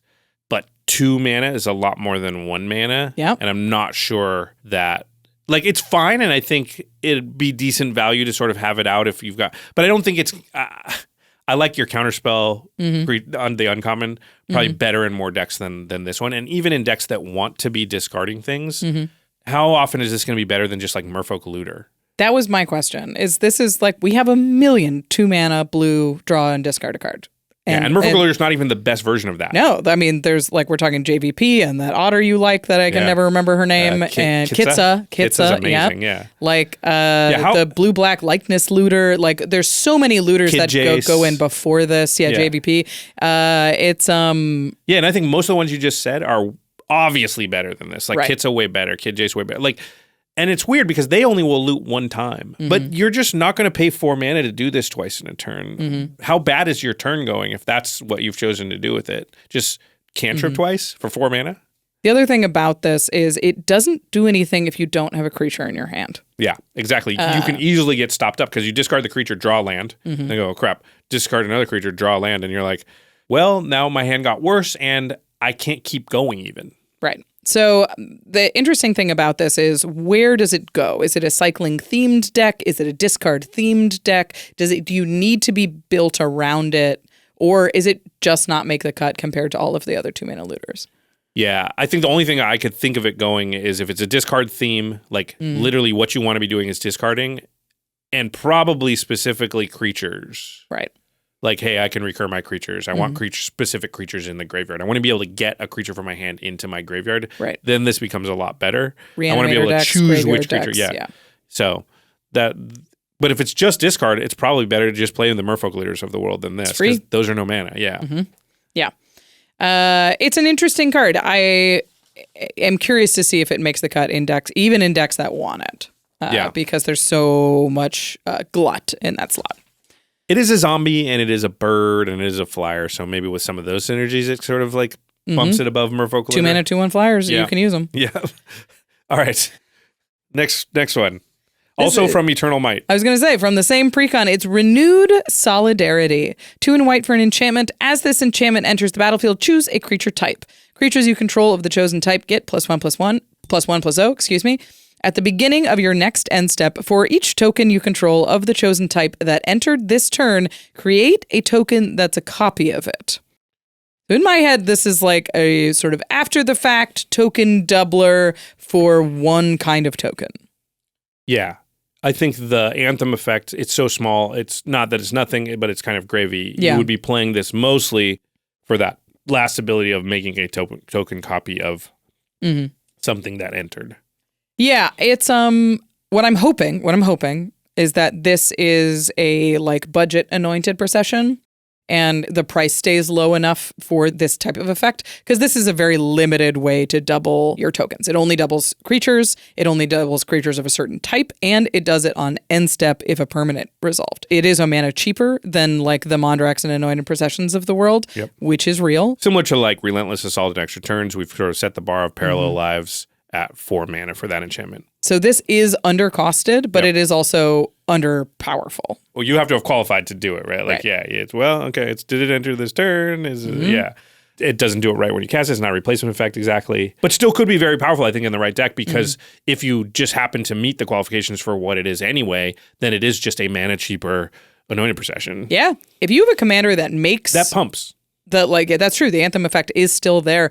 If you have a commander that makes any amount of tokens, this card becomes really, really powerful in my book. Because you can reliably do that. Right. And it doesn't matter if it's a typal strategy. Like, it's fine if you have a typal token strategy, it can go in there. But if you're playing just like Ratadrabik of Urborg, that's the one that when legends die, you make zombie copies of them. That's this really makes a good. copy on end step that is worth a full card, and it's not a typal strategy, but your commander happens to make zombie tokens. Yep. So that becomes very powerful. Something like Elenda the Dusk Rose that makes a ton of vampires all at once, then you make twice as many. The problem with that is it has to be on your turn that you sacrifice her. And you don't make the tokens till the end step. Right. So yeah, Alenda is powerful because if you have Anointed Procession out or something, you do it on the end step before your turn, and now you can immediately attack with all of them. It gets way less powerful if you're like, okay, sack it, go to my end step, make twice as many, go. Yeah. Uh-oh. Yeah. You're going to be dead, or they're all going to be dead by the time it comes back to you a lot of the time. If you've got a sack outlets and a blood artist and stuff, you can use them like at instant speed, but it is certainly much more limiting when you have to do it on your turn to hit this trigger. So I think it's going to be sort of an interesting card that doesn't go in every kind of token deck, but it is going to be very, very good in specific ones, especially if they tend to make tokens on your turn and it's attached to your commander. If you have a typo strategy, obviously it's quite good. All right. The next card is from the main set. It is called, Repurposing Bay. It is 2 and a blue, 3 mana for an artifact. It says pay 2, tap it, sacrifice another artifact, : So that's the cost. 2, tap this, and sack an artifact.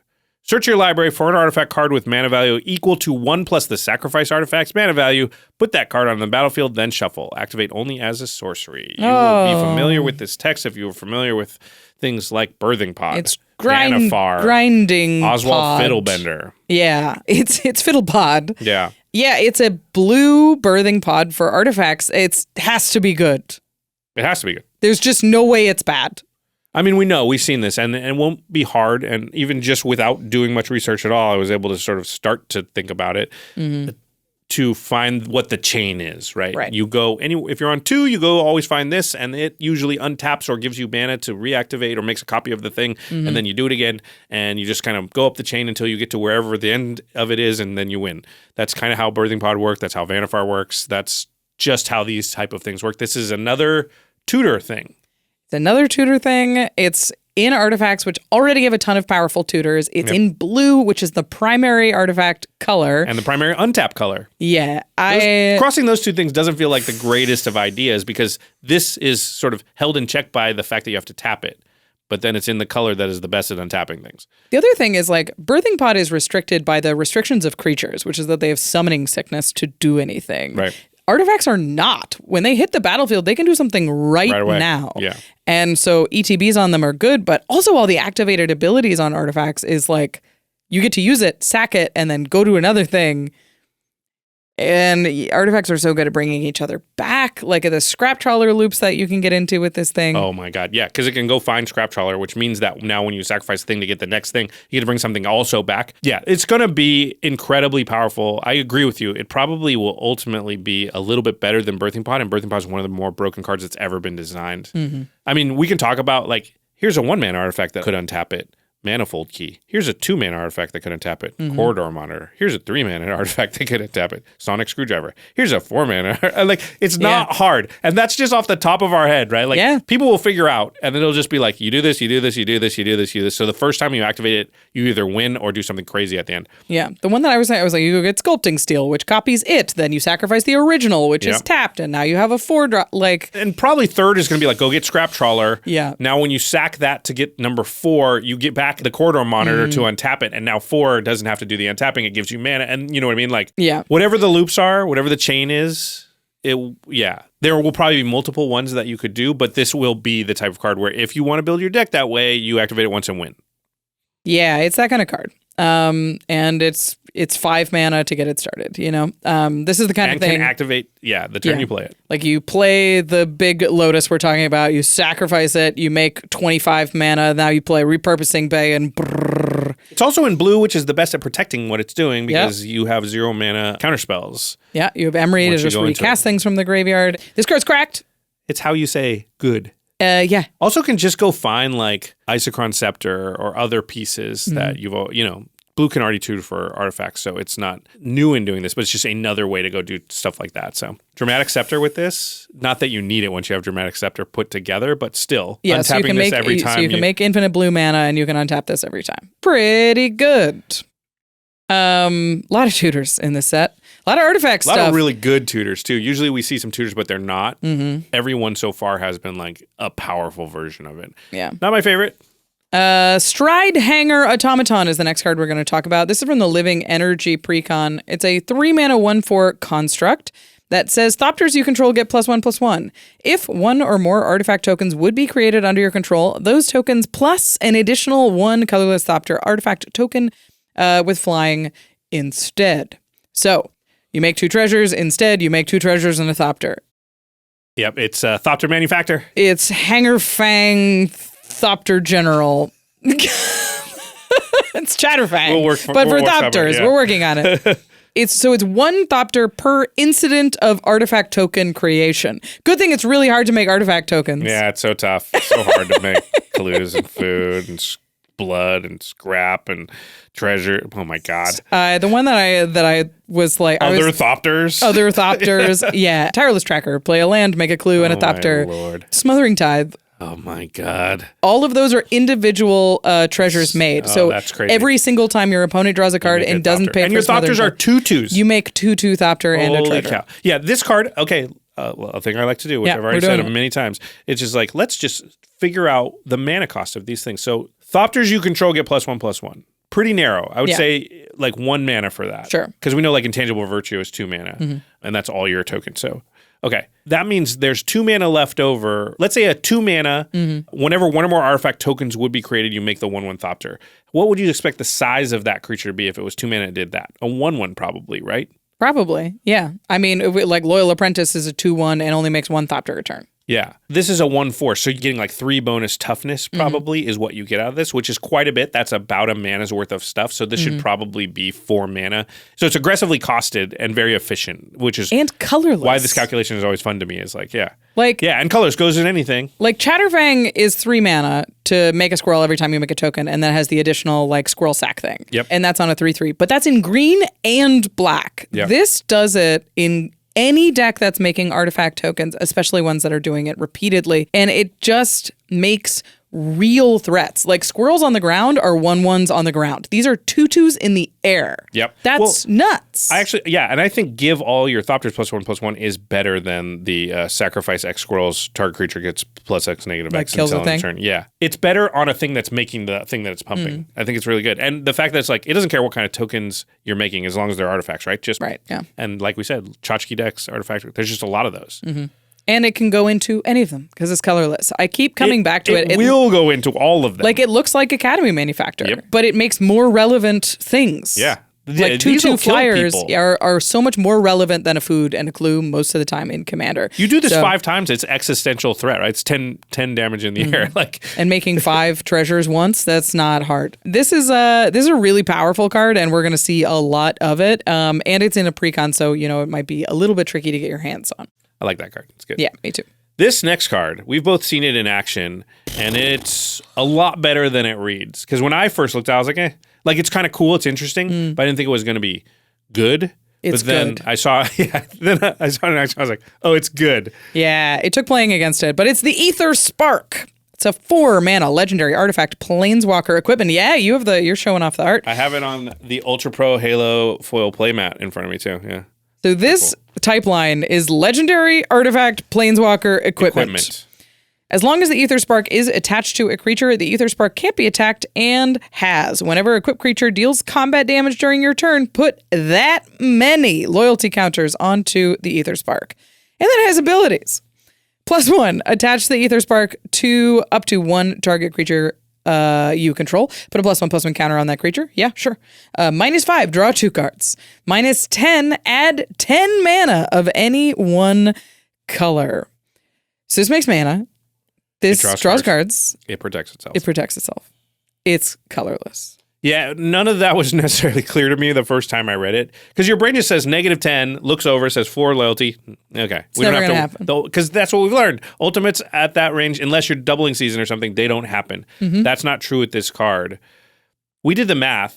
If you even put it on a 2-power creature. Like a 2/1 flyer, for example. Okay, yeah, that's great. Like you have a fairy mastermind. So you go, all right, play this, +1 it, so it's at 5 loyalty now. It goes on the Fairy Mastermind. The Fairy Mastermind becomes a 3/2. You attack, hit somebody with the 3/2. That's 3 loyalty counters. It's at 8 counters. What happens next turn? Oh, untap, attack Fairy Mastermind, gets 3 counters. It has 11 counters on it. The second turn after you played it, you -10 it. It's not even dead. It still has 1 loyalty, and you make 10 mana. Or you draw 2 cards. No, you make 10 mana. and it's still there. And by the way, you still can't attack it. Yeah. Yeah. It's really good. And never mind if you put it on something that has like 5 power or something and you hit for 6 and it's like, even if you kill the creature and try to attack it, it's at like 10 or 11 and you just can't get enough damage on it. It's a lot better than it looks. If you can equip this for free, attack and -5 to draw 2 cards right away. Like if you're in an equipment deck that has auto equip Sigarda's Aid, if you're playing an equipment deck, you play this, equip it right away, attack, you can -5 right away and draw 2 cards. Or you might even be able to get high enough to just get the 10 mana. Depending on what you're equipping it to. Which means you're 6 mana up on this thing. Because it's not, do you have to hit a player deals combat damage during your turn? No. If you're attacking with like something with 6 or 7 power, you still get the loyalty. Yeah, all of it. It's nuts. I mean, they can kill the creature it's equipped to, but the Planeswalker still lives, and now you have a Planeswalker to deal with. The biggest downside to this is it can be abraded. It can be like destroyed with artifact removal. Yeah, it is an artifact, which is strange for Planeswalkers, not very often. And that is a downside, sort of. But the equipment part of it's an upside, and I don't think it could really be equipment without being an artifact. So, I don't know. I was looking at this card, and I was like, yeah, it's cute. It'll go in equipment decks. And then I was like, oh. No, it goes in a lot more decks. Yeah. It can go, I don't even know. That's the thing is I don't know, like if you have an evasive commander, if you play a lot of evasive creatures, if you have equipment tutors, if you, if you're in red, it just feels like... Crazy. It feels sort of Feast and Famine-y almost. Yeah. Like almost as to that. It's not, I don't think it's quite as good, but it's close. Where it's like, are you going to be able to get in with one creature? And a lot of times the answer is yes, because Fairy Masterminds and stuff, even me, who doesn't play a lot of attacking, I have Fairy Masterminds and stuff. So if that's all I need to get 10 mana? It's that good. It's way better than we thought. Yeah, I think I'm glad we got to see it in action because I think we would have we probably would have talked about it, but we would have been down on it. Right, where it's just once you start doing the math, it gets a lot bigger, a lot faster than you think. And your window to deal with it is a lot smaller than you think. Yeah, because we were just talking about you put it on a 2-power flyer on turn 4. Yeah. Right? So if you didn't kill it, probably you're tapped out when they do this, right? So they hit and it's got 8 loyalty on it. And you're saying if it hits again, they get the 10 mana next turn. So I have to kill it now. And like you said, at that point, you probably can't take 8 loyalty off it. So it is just still there. Yeah. And that's you using a card and actively trying to stop it and having the card to try and stop it. If you don't have that stuff, you're just like, okay, so on turn 5, they're going to have access to 15 mana. It's pretty wild. And if you don't need the mana, you can get the cards. It's turn 5. There's still that. You have all the cards from your opening hand. Yeah, you need the mana. You just play everything. It's still alive, yeah. It's way better than you think. And I know you're like, it's a colorless Planeswalker. I thought it was pretty good. And you're like, it's really good. So the end of the thing is the question about this is just what decks is it worth investing in this card to put in? Where's it at its best? Because I think it can go in lots of decks and perform very well. Yeah. But where is it worth spending the $10 or however much it is? It doesn't give protection or evasion to the creature. Right. So you can't literally run it in every deck.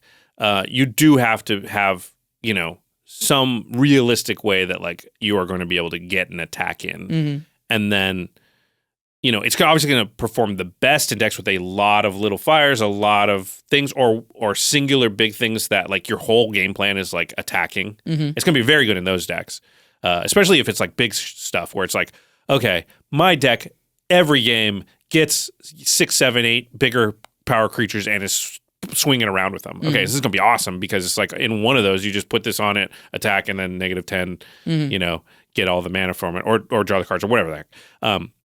Yeah, so, that is a big downside is you do have to, if you don't have free equip synergies, you do have to tick it up to equip, and then you can do the cool thing next turn. You have to untap with this Planeswalker, but it protects itself for all the reasons it's good, it is. It's just not the kind of Planeswalker that you can, play it and minus it right away. Yeah, it's just harder to get to it than you think. Again, you can abrade or whatever. Yeah. But, if you've got a 5, I don't know, if your commander's a flyer of some kind, you can just play this card. Yeah. If your commander has trample or something, you can just play this card. If your if anything in your deck is a deal combat damage trigger, that means that you're counting on being able to do that, and you can play this card. Not to mention, if you have artifact tutors, if you have like any equipment synergy at all, this is going to be very good. So, yeah, Yeah, you can find Aetherspark. this with Steel Shaper's Gift. Mm-hmm. Yep. Pretty good. It's pretty good. That's a good one. All right, we're moving on to more another tutors. tutor. Oh my goodness. Oh, and this one finds the Aetherspark. Oh, sweet. It's Transit Mage. We have completed the cycle. They cheated to complete it. They did. So you're familiar with Trinket, Tribute, Trophy, Treasure Mage. This is Transit Mage. When this creature enters, you may search your library for an artifact card with mana value 4 or 5, reveal it, put it into your hand, then shuffle. I just have this picture of Gavin just like exhausted, just being like, To put them both on. let's put 4 and 5 on the same card. Then we're done. Because, yeah, then we're done with it. We're out of TR words. And they'll shut up. Gavin's so nice, he would never say things like that. He would and never Gavin say probably had nothing to do with this card because there's a lot of designers over there. But in my mind, That's what happens. he's just like, let's just complete the cycle. Sir, we haven't done 4 and we haven't done 5, so we can't complete the cycle. Do it both. Just put them both on the same card. Just get 4 or 5. Just get... We can do that? I Gavin want to... looks up and he goes, we can do whatever we want. He's like the villain in a Fast and Furious movie now. Okay. So the thing about artifacts of 4 or 5 mana value is they're incredibly broken. Yeah, they're all... You can find... This card can find the One Ring, yeah. Roaming Throne, Oh my God. Panharmonicon, Maskwood Nexus, Birthing Pod, Krark Clan Ironworks, the Chain Veil, Teferi's Puzzle Box, Conjurer's Closet, Oh my Lord. the new Banner of Kinship you have, yeah. Thrumming Stone, like Eldrazi Monument. If it's a 4 or 5 mana artifact in this format and we're playing it, it's broken. cracked. It's so good. It's cracked. I would have been fine if they just didn't make the one that can find the One Ring and the Roaming Throne. Yeah, that's fine. That's fine. They We'd should be have fine just with 5 only on this one. Yeah, just skipped over the one that finds every combo piece in our format. Yeah, it's really good. All right. Tutoring. It's really good. It's really good. The more you know. When you can search your deck for the most busted stuff in your deck. Oh, it also finds Unwinding Clock. Oh, speaking One of... that we're going to talk about I'm in gonna a read this second. one. Yeah, go for it. All right, the next card is Unstoppable Plan. It's 2 and a blue for an enchantment. At the beginning of your end step, untap all non-land permanents you control. Oh. This reminds me of things like Wilderness Reclamation, Unwinding Clock, Seedborn Muse. Obviously not quite as good and a little bit different than some of those, but still, it's in that family. It's one Paradox Engine. Yeah. It shows you how busted Paradox Engine was. Like, and it's great. Yeah. Unwinding Clock is probably the closest of I these. agree, yeah. This is a little better than Unwinding Clock, and Unwinding Clock's already really good and takes over games. This is like all your mana dorks, all your mana rocks, anything that has tap abilities, all your creatures, just vigilance, by the way. Pingers, ping them twice. Love it. Tap abilities, tap them twice. Yep. It is. Yeah. And in many ways, it feels like getting a second turn. This won't do lands, so that is the downside of it, but... Yeah, you're also in blue, which is very good at copying enchantments, so you can get multiple untaps and do stuff at instant speed. Wilderness Reclamation was a part of a deck that had to have like stuff banned out of it because untapping your lands is that powerful, and this is a better defensive piece that also gives you your like value stuff. Well, blue is the color that you're most scared they have open mana, and Right. this will give them open mana. It might be mana rock mana, but that's no different to the counterspell that they're casting, right? Yeah, exactly. Yeah. So yeah, this is going to be right at home in any decks with tap abilities. In artifact decks, I think is where we're going to see it the most. If you're a blue aggro deck, this gives you defenders. It's a pretty good investment as far as it will normally not cost you any mana. Yeah. And so I can say a lot of blue decks just running it because they already run a lot of rocks and just being like, I don't have to change my deck that much. As long as I have 3 mana worth of mana that's coming from rocks, this is a 0 cost thing to play that allows me to just hold up mana every turn. I've run Dramatic Reversal just for one-off untaps, and that's 2 mana at instant speed. Yep. And this is Dramatic Reversal every turn. I run Reset after all it. the time. Yeah, all the time. Yeah. So Reset's a super powerful card. It's just like, hey, in this color, this is a thing I want to do. And this is just like, without thinking, I will always have some mana open during your turn. Yeah. So That's a good one, and it will go in your deck. We've got one more to talk about. This one's... I love this one because we did a bunch of math. I'm going to bring up my little notes on my phone here. This is from the Eternal Might precon. So, again, predictably, it is a zombie. It's Wizened Mentor. 1 and a white for a creature zombie cleric. Whenever an opponent activates an ability of a permanent that isn't a mana ability, you create a 1/1 white zombie creature token. This ability triggers only once each turn for a 2/2. So I immediately kind of poo-pooed this card because I compared it to Runic Armasaur, Harsh Mentor, which Runic Armasaur specifically was a card I was a little bit excited about, and then I played a little bit, and my takeaway was, hey, that doesn't happen very often, not enough, and I don't play a Runic Armasaur in anything anymore. That thing where your opponents activate abilities. Now, the Wizened Mentor is a little bit different as far as what triggers it. Right. But Rachel and I had a little bit of a discussion about how many tokens do you think you're going to get per rotation of the table? How many would be acceptable, would make you okay to have played this card? And we were on two sides of the fence, I think. I put Bitter Blossom as the comp, as saying, like, if you can't make at least one per turn, we know there are multiple cards that make one token for you per turn. Right. And it feels like that's kind of got to be the bar we want to clear.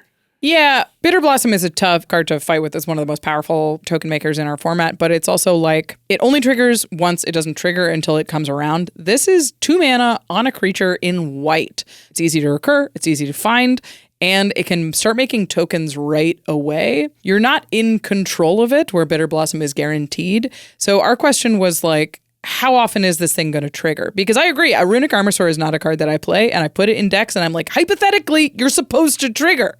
People are supposed to activate creatures or lands for things other than mana. Hypothetically, somebody has a Maze of Ith. Yeah. But the big difference here with Wizened Mentor is that it triggers when an ability of a permanent isn't a mana ability. So that includes artifacts, which for me is like a pretty big jump. That includes equipments, like equip abilities. That includes, the One Ring. So I think Unlocking Rooms would do it. Yeah, with the new onslaught of Level Up, the classes, those are activated abilities. It won't do like cycling or from your hand abilities. Channeling. Those aren't Channel lands won't do it because yeah. they're not. Yeah. It's going to trigger off more stuff than Runic Armasaur triggered off of. So I think we were still saying, like, is this going to be worth it? What is the number of tokens you want? Again, the comp to Bitter Blossom is not perfect, but it tells us, I think, if we just make 1/1 per rotation table, it's probably not quite good enough. Or we need to at least make that. And I was like, I don't think it's even going to make 1. I think it's going to be like 0.8 or something. It's not that reliable, yeah. Yeah, exactly. So what we decided to do is we had Christopher, who works here, go through a bunch of old Game Nights games, and this isn't going to be perfect, and just tell us, like, you know, player 1, player 2, player 3, player 4, did anybody activate an ability on any given turn? Just gather the data so we could try to come up with a number. And again, the sample size is not that big. So I don't want to preach this as gospel, but I think it gives us a little bit of a signpost that can kind of guide us and tell us, is this likely to be good or not? Right. And we did about 10 games, and what we found was that the average amount of tokens you would make with this per rotation, per turn, is about 1.25. Little better than Bitter Blossom. 1.25 tokens. We only counted after turn 3 because obviously you cast this on 2 and people aren't activating a lot of abilities on turn 1 or 2 that aren't mana. Yeah, it was more than I thought by a decent amount, by like close to probably half of a token. And makes this card, I think, better than I thought. Now, I will say these are in games where this card is not on the table, and when this card's on the table, players are likely to behave differently. Right. So like, maybe I don't play my equipment and equip it. I play a creature or something instead. With it on the stack, I crack my fetch land. Or like, hey, it only triggers once per turn. So if Rachel cracks her fetch land, maybe I crack mine on the same turn just to not trigger this again. There are ways to mitigate a little. So I bet the true like number of tokens is less than 1.25, but it's probably not less than 1. It might be like 1.2 or 1.15 or something like that. But I doubt it changes it by more than like, a few percentage points. Yeah. So it's still better. I mean, this card I think is still going to be better than I thought it would be. I agree. I was surprised a little bit, but when you think down on like all of the things that this would be triggered by, it's like cracking a clue, cracking a fetch, moving an equipment, like all even of activating a planeswalker, activating a planeswalker, Aetherspark, boom, like That one equips and it draws. It does the whole thing. Does that count as a mana ability? If you add 10 Oh, I think it does. I think it does, yeah. But the equip doesn't, and the draw doesn't. It triggers a decent amount. And the fact that this is just a 2-mana creature is perfect for white decks. Like, this is exactly the kind of thing that I want to be casting on 2 that just sort of spits out a little bit of value and is annoying enough that when people remove it, you've already made 2 or 3 tokens with this thing. Yeah, and I think you're happy because obviously it was actually interesting when we did this this little data, because what we saw is that somewhere around turn 6, your percentage chance to get a token actually drops. And interesting. And our theory is that board wipes probably happen a little more often around turn 6. So turn 7 is actually a lower chance than turn 6 is. But that tells sense. me that, like, you know, this might get removed or something at some point. So you actually, you know, if you average that for 3 turns, you paid 2 mana for a 2/2 and 3 1/1s. That's pretty good. You're pretty happy with that. It doesn't need to Bitter Blossom and be around forever and give you 1 for the entire game, because it also is a 2/2 that will wear equipment and do other things for you that Bitter Blossom can't do.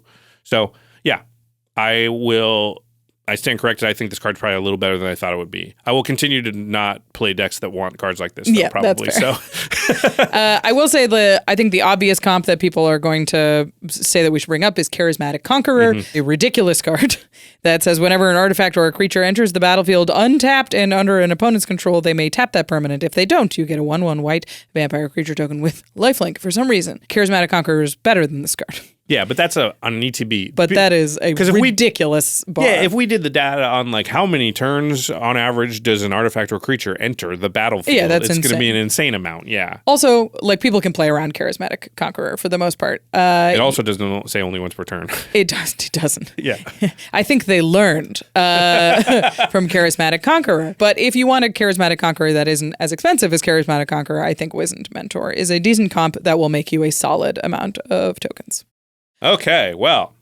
That's it. Those are the cards we're going to talk about in this set. Before we go, we're going to talk about our favorites and the ones that we think are the most powerful. But let's start with our favorites. Okay. My favorite was Unstoppable Plan. Yeah, this is such a Josh card. Yeah, I love Wilderness Reclamation. I love Unwinding Clock. So it's like, cool, I'll take another one of those. In blue, thank you. Kind of boring, so I wanted to pick a backup, which was Monument of Endurance, which I really like. Yeah, this one's cool, and it's really good with, like, I built a couple of decks that have the suite of the 2-mana looters, and it goes... I love looting so much. It's just, you pick what you want. Yeah. You know, you cycle stuff away. You're just going through stuff. It's drawing decisions. Cards, but also, like, yeah, it's a little bit... You draw more cards, tend to, because, you know, looting is a little bit cheaper, and yeah, I really like getting incidental value, so there you go. Yeah, I agree. I think Monument to Endurance is going to be a sweet one. How about you? My favorite is, no surprise, is the one that makes little annoying flyers. It's Stridehangar Automaton. Really this card's nuts. Really good. It's so like efficient. It's really efficient and just keeps spitting out Thopters. I like Thopters so much I have a Thopter deck. This will go in to make Thops for my Thops and make them all bigger. So it's a slam dunk into my Pia deck and into many others, I imagine. Yeah, that's the thing. I think it's going to be really good if you're making a lot of Thopters, but this is probably going to make its way into a lot of decks that are just making a lot of artifacts, clues, food, a lot of tokens, and give you some win cons and some ability to like peck in there for damage that it will end up being meaningful. Yeah, that doesn't trigger only once each turn. Yeah, you could make a lot of Thopters with that thing. All right. Well, let's talk about what we think were the most powerful in the 99 card from the set. We spent a lot of time talking about it, and you and I agree on this one, so I think we don't need to spend a ton of time here. But the Repurposing Bay is the birthing pod for artifacts, and it's busted. Yeah, I'll be very surprised if it's not. If we look back, in a year and we're like, oh, it was actually this. This card is going to do a lot of stuff. Yeah. It's going to be a groaner if anybody casts it against you, because you'll have to kill it or worry about just literally dying on the spot. Actually, yeah. You can usually kill it, though, because they activate, sack, search on the stack, you kill it. You kill it there. And then, yeah. Yeah. It's But if you don't have mana untapped, you might be dead. It's tough. It again is one of those things, like we said, tutoring to the battlefield is so powerful, because if they tutor the wrong thing in, you don't have the same chance to respond. Yeah. You don't get to see it on the stack and then, and interact with it. So, tricky to play around, very powerful in the right decks. and pretty uncontroversial. Slow, but powerful. Yeah, I don't know that it's that slow really, though, because really, if somebody figures it out, you might be able to go off on turn 5. Sure. And that's not, or turn 4 even if you ramped on turn 2. That's not that slow. If somebody it tells might not you be it's CEDH fast. Yeah. Yeah. If it's a value repurposing bay, does that exist? I don't like you to have value either. I'll kill it. Yeah, that's fair. Yeah. Oh, in that case, I'm killing it because of the value. Yeah. Yeah. For another reason. Yeah, exactly. Fine. Oh, That's a lot of value. Congratulations. I'm not going to win the game. I'm just going to win the game slightly differently. Yeah, exactly. No, seriously. It's just for value. I don't like that either. Yeah, no. Bye. I had a runner-up just to talk about a different card, which was Riptide Gearhulk. Yeah, man. The card's good. Tucking 3 permanents of any kind. On a thing that's like just non-lands. easy to redo it. Recur it, bounce it, blink it, whatever. It's very easy in those colors for an artifact creature to just be used multiple times. Yeah. It's not hard. And so you just got this thing that's just constantly removing 3 things and you're drawing the same cards. And then hitting you for 6 and you're like, stop. It's a prowess double strike. This thing will kill you too. Nuts. Impossible to block. You can't block prowess anyway. Prowess double strike is like... brutal. Like you're like, I don't block it, I might die. Yeah. Because if they just cast 2 instants, maybe. Yeah. Pretty crazy. I still don't get the Dimir one. That one seems that's not everything's weird. for us. Yeah, I guess not. Yeah. How would it for each player? How would that change any other format but ours? It means that the control player gets to fix their hand and hurt your hand. I bet they had for each player on it, and they were like, "It's really annoying because it will take forever. I got to look at your hand, choose a card. The next player's hand, choose a card." That's true. So it might have gotten changed just by virtue of like, hey. That takes forever. I mean, I still think like a 4-mana 4/4 with lifelink and ward in a control deck is an unbeatable finisher if it fixes your hand and hurts theirs. Maybe you take away that each opponent it's each opponent does it instead of each player. Oh, they choose in exile? Oh yeah. Yeah, like if it was each opponent, then it's the same in 1v1. But if it says each player in 1v1, it's a 4-mana threat that fixes your hand each and opponent. hurts theirs. Yeah, I meant each opponent. Yeah. Oh yeah, you're right. Okay. So it feels they would have to fix it a little bit, but still, I think it was doable. Okay. All right. Well, to the listeners, what do you think of Aetherdrift? Are you excited about it? What are the new cards that you're going to slot very quickly into your decks? Let us know You're in the gonna comments. park into your decks. No, you don't park. Yeah. When you're racing. You park. You don't park. You pull into the pit stop. Yeah, okay. All right. What cards is the pit crew going to put into your deck? Ah. There you go. We got there. Once you figure out what those cards are, you probably want to purchase them online, and the best place to do that is cardkingdom.com/command. If you want to get Magic products, singles, anything at all, we love Card Kingdom because they have a huge inventory. They have the cards you're looking for and the condition and the versions that you're looking for, and they're one place. So when you build that new Speed Demon commander, you can just add all those cards to your cart, check out. They all come in one package. You just sleeve it up and you're ready to go. You're not waiting for a bunch of packages to arrive from different sources. Again, cardkingdom.com/command. We trust them ourselves, use them all the time. Yeah.